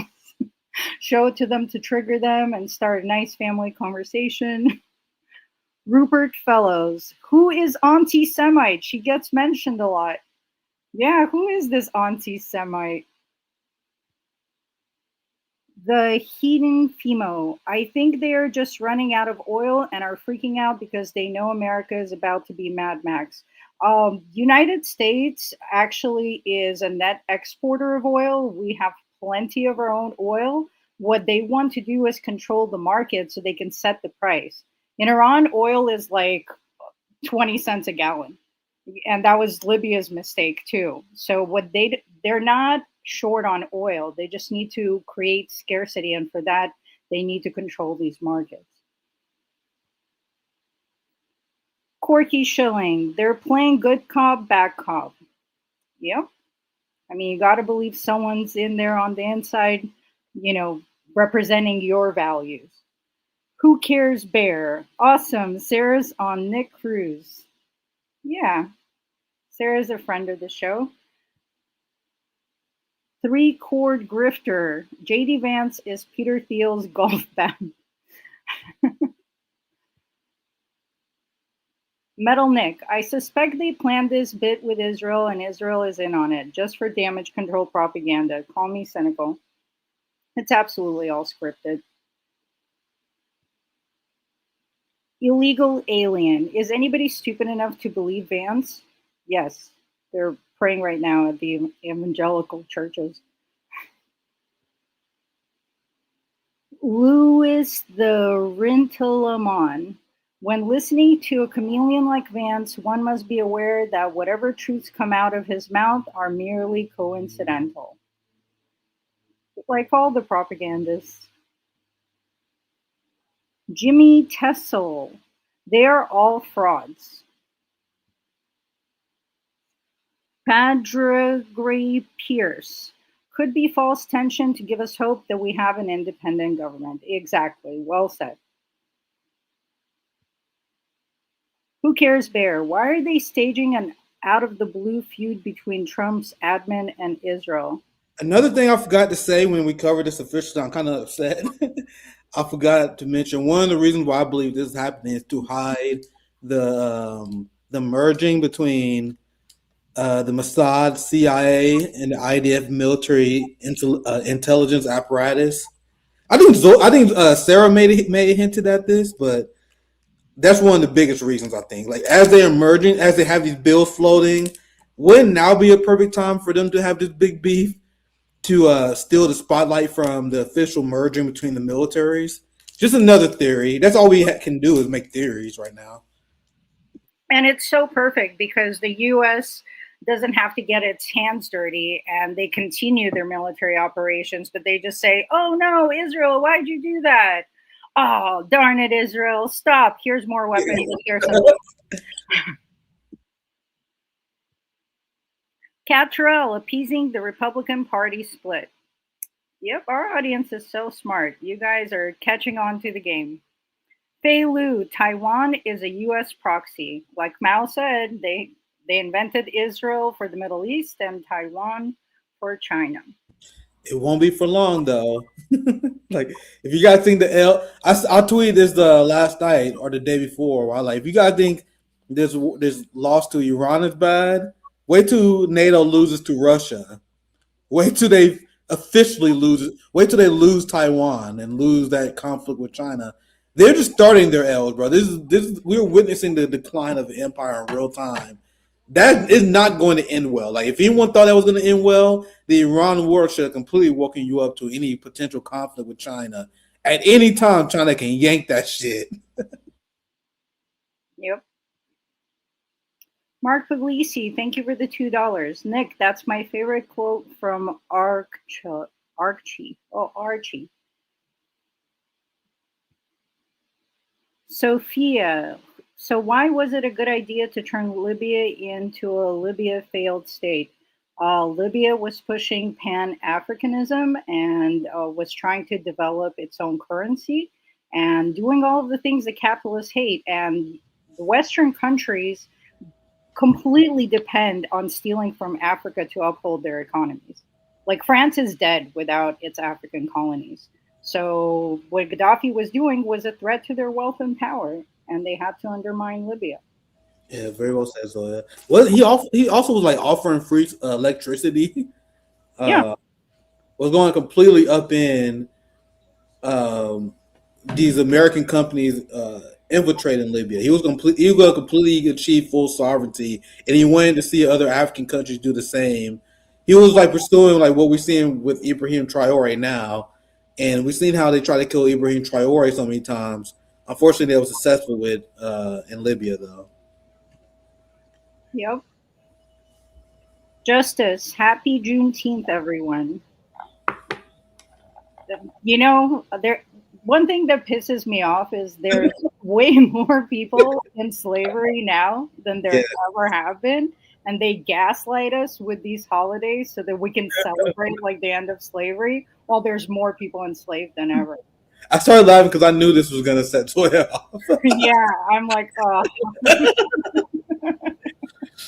Yeah, holiday that make white people feel good about themselves now. Like the same they made it official, like, oh, I'm like, okay, I don't care, or whatever. The fuck y'all talking about? This is one thing that shouldn't have been made official. You know what I mean? I don't want to see slavers celebrate this shit with us. They got a bunch of slavers who are taking days off. These white people taking day. I'm taking day off because of Juneteenth. I know because my mom, she had the day off, and she got a bunch of white co-workers, so they got the day off. They're like, "Happy Juneteenth!" Oh, God. Good for you. You got to enjoy your day off, asshole.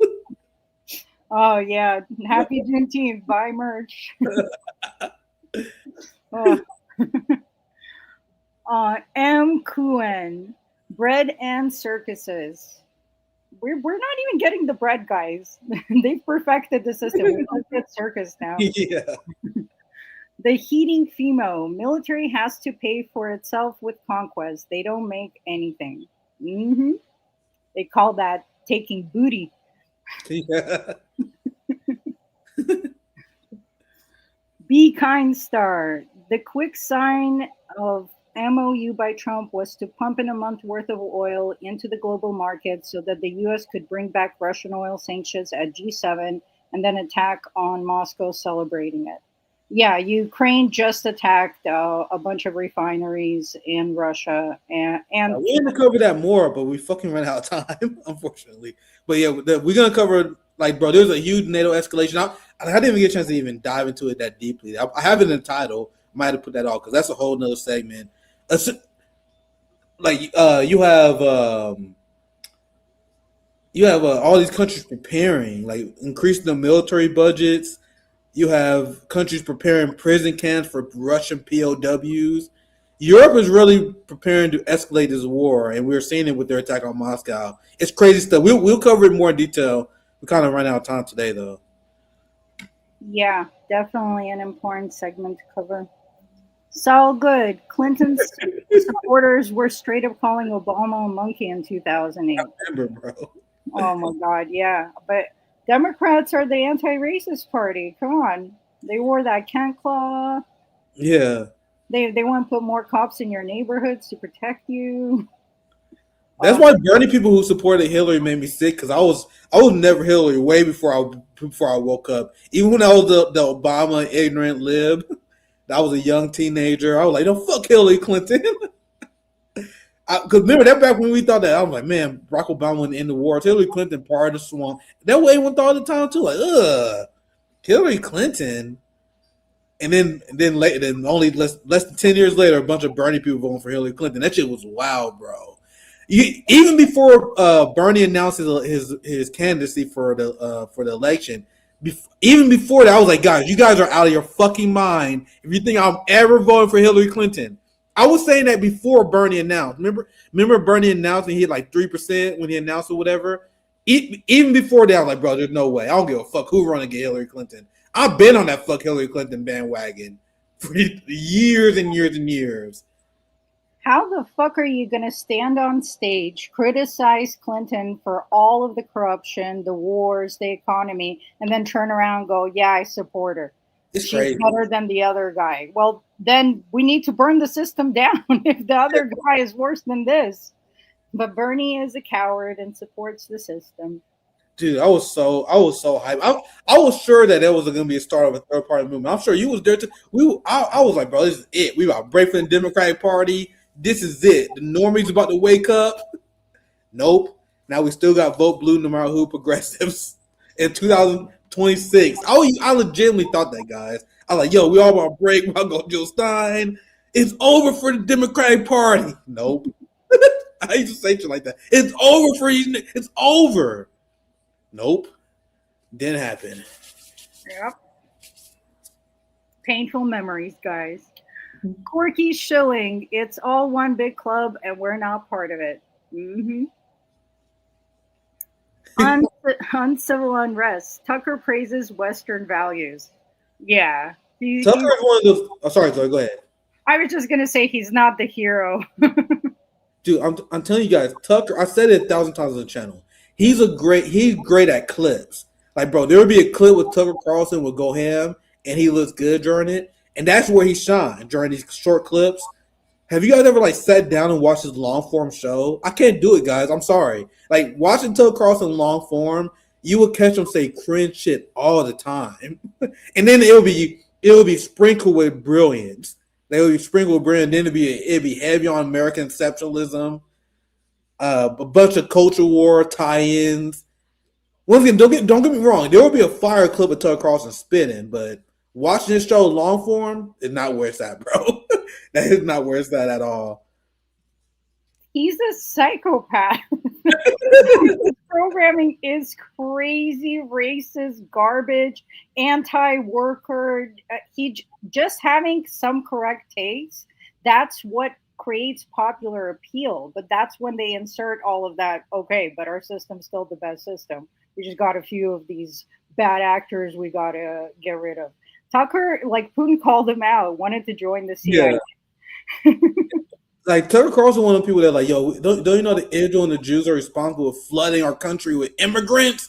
That's your secret modus operandi. They want to start wars to flood our country with immigrants. That's that kind of he always lean on too.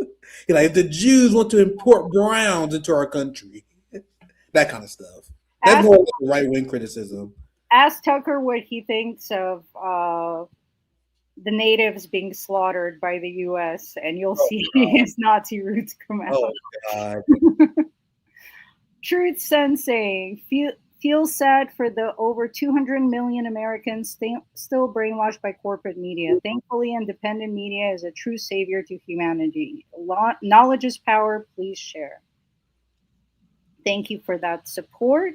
I don't think it's 200 million Americans, though. MSM is kind of dying, so I don't know how many people watch, but it's definitely not 200 million. James Starks, the Gulf states are feudalism in the true sense, and the UAE ruling class are Epstein Zionists. Yeah, these are countries that still have slavery. They just want to be part of the club. Whatever, man, I think we're in the pre-midterms, and I think the Dems will take Congress and silence anti-Israel. They're going to silence all of us for any kind of criticism of power. Look what happened to the Stop Cop City protesters. They were charged under RICO. I mean, they've been squashing dissent even since Obama occupied Wall Street. We're just moving towards a techno-fascist state. Yeah, but there are a lot of, as this is going on. That's why people like Zoran is super important for them, because he's here to give a smiling face to this violent empire. You see all the good vibes that are being spread in a time where we don't deserve, where we should not be having all these good vibes. Don't you know that Zoran won? He gave a speech at the Knicks celebration, guys. New York Knicks won the championship, and Zoran, don't you see he having a blast? He had pictures of him in the Knicks uniform, like this smiley bullshit theater politics. I can't stand, bro. People loving it. Like our Lebanese brothers and sisters are being slaughtered in the thousands. Nicolas Maduro been kidnapped. The working class is being crushed, and people are like, look at Zoran. He's going on an adventure with the New York Knicks. Do you guys see why they need those people? These are the people who are dulling the revolutionary anger that the American class should be feeling right now. Because Zoran gives the illusion that people were like, oh, we got a winner here. Well, we got someone who actually represents the people. As they're committing genocides, they're cracking down on dissent, they're increasing the police state. They need these feel-good politicians to be in there. You know what I mean? He's the new Obama, like for real. I'm not. Yeah, I don't want to go on another rant, but they need these tranquilizing drugs so people can just continue without having the proper revolutionary energy, my friends. Exactly. See, this is why I love watching Nick. I'm not just a member. Go to Vader. Tucker is controlled opposition in 3D chess form. Mm-hmm. Whatever, man. Fuck change. I just love the simplicity of this message. It's always fuck change day. Yeah. We don't need a complex geopolitical analysis of this one. Trixler, Anna is good to have on our side when she against Israel or Turkey is threatened, but she know how to push propaganda too. She's not on our side.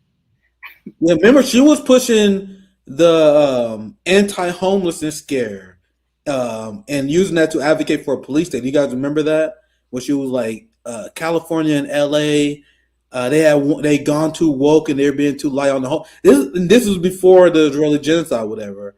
So, like, I'm glad that people are waking up regarding Palestine. But as I said before, opposing genocide is not like even a left-right issue. Like, it's something that we all should unite on. Like, it's good that we all unite on this one issue.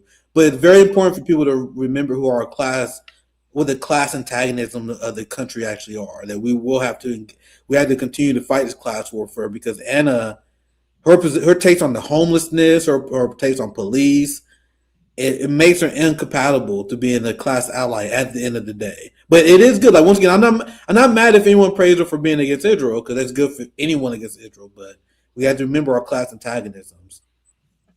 Yeah, exactly. A lot of people are using the Free Palestine movement to whitewash their past takes and rebrand. And Cenk and Anna have rebranded so many times.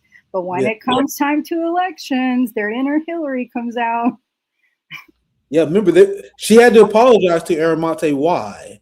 Because she was upset because Aaron Mate exposed the regime change plots in Syria. Because Cenk Uygur and TYT supported Syrian regime change. You know, which led to the head choppers.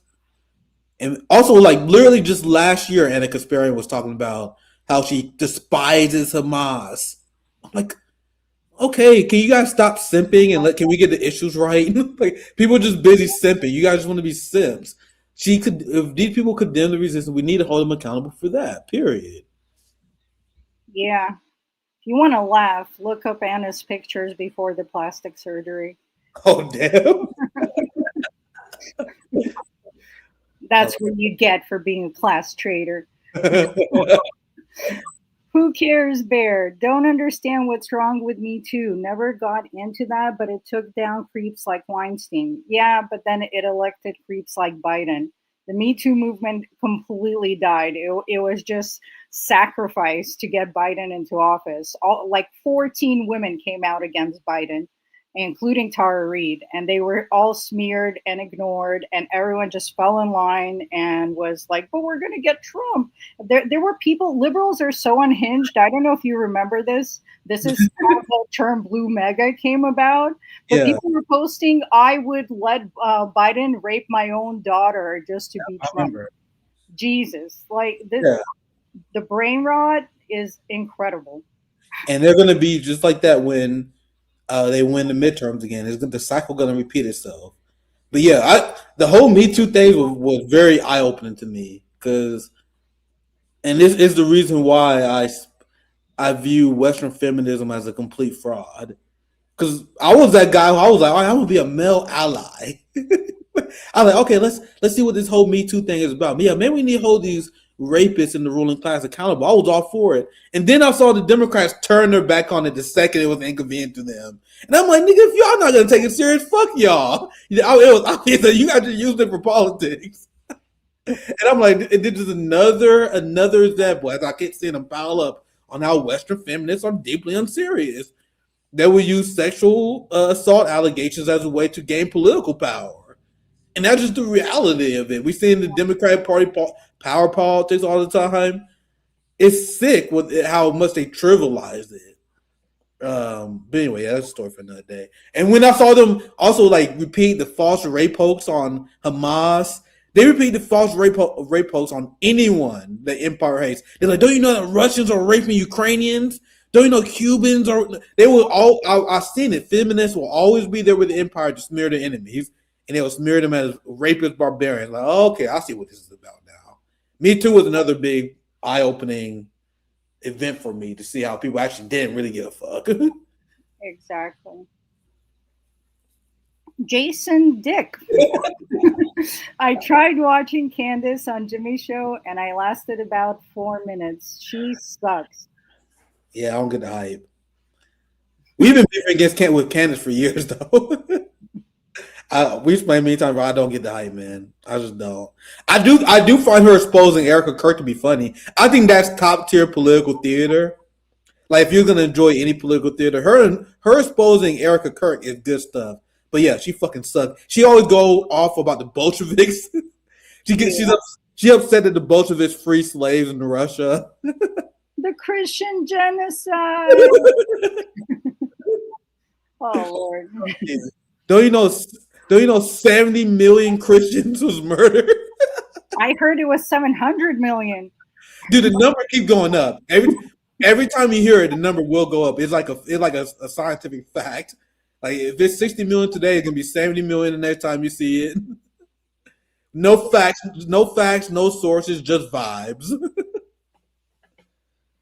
We know another group that likes to play the victim card. So yeah, don't trust Candace Owens. Rupert Fellows, great analysis from Nick. As always, Violin, pro tip, Christian Zionism is the low-hanging fruit and they have way too much political power.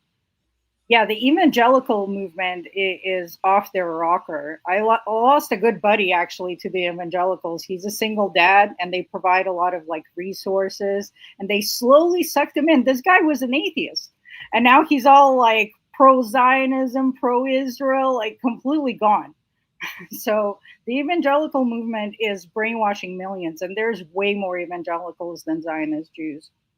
Watch out. Casey McCoy, Sherlock Sarah. Violin, they are trying to co-opt our language. That's how you know we got under their skin. Yeah, they're always co-opting our language. Marvin Vargas, they're afraid of Tucker and Massey running in 2028. No, they're not. That's all needs to be said. James Starks, it is the responsibility of the USA working class, black and white, to topple this world empire. No one is going to save us but us. Workers united in solidarity is the only way. Well said, James Starks. The homie James. Saves me from saying it. Marvin Vargas, thank you for the $2. Was Palantir Painter Youth, Zio have Herzl Youth, 2+ generations? I'm not sure what that means, but thank you for the super chat. Who cares, Bear? Is Israel trying to get everyone to come down on them so that later the combined IDF U.S. military can declare martial law to crack down on anti-Semitism? That play would make sense by the establishment. So like the UK, essentially. Zhao Yun, Ukraine is still whipping Russia's arse. I mean, maybe in your dreams, but Ukraine has lost 25% of its territory. The economy is in shambles. They're the poorest country in Europe before the war, and even more so now with IMF coming in with debts that can be repaid. Ukrainian territory has been taken over by Monsanto and BlackRock. Over 200,000 dead and injured so far that we know of, and over half the population is gone. If that's winning, I saw a number today where they said the death exchange rate is like 32-1. Like for every one Russian soldier that Ukraine managed to kill, there's like 30 plus Ukrainians, and this is easily confirmable by their death swaps that they do.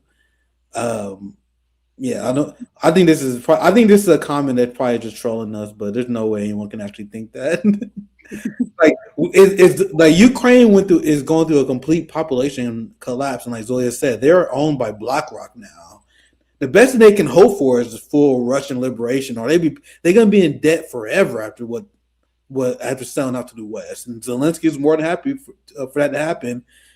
Because the UK Parliament members, they all got like royal, like all these secret mansions, high level sports cars. They're making bank, engaging in money laundering. But in terms of geopolitical victories, the only thing I'm gonna say is show your work. Show me where the geopolitical victories at. All they have is terrorism. That's all they have. Just like Israel and the West in general. Exactly. GeoBot, thank you for the $10. On the U.S. attempting to control the oil market combo, it's so bizarre to me because renewables, thorium, and fusion are developing to the point it looks like we're at the beginning of the end for oil. And that's exactly why they need to destabilize the world. That's their cash cow. They can't lose their cash cow because we have an abundance of oil. You think they're just going to forego all of that profit for what? Environmentalism? And last comment for today, 3-chord grifter. Watching people who just learned the word Bolshevik on Twitter is funny. Yeah. That's the Candace Owens right that blames communism. They're not just anti-Zionists, they're anti-communist. So they play this whole, Christian genocide, white genocide, and they lead you right back into the same problems. They just want to be the Zionists. They want to be the ones doing the same thing. They're like, hey, that's our thing. We were killing indigenous people and stealing their land way before you.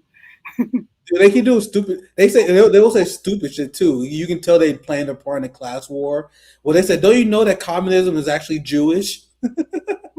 Ignore, bro, every single person on the Epstein list, most of them Jewish, by the way, like Alan Dershowitz, all these people, die hard anti-communists.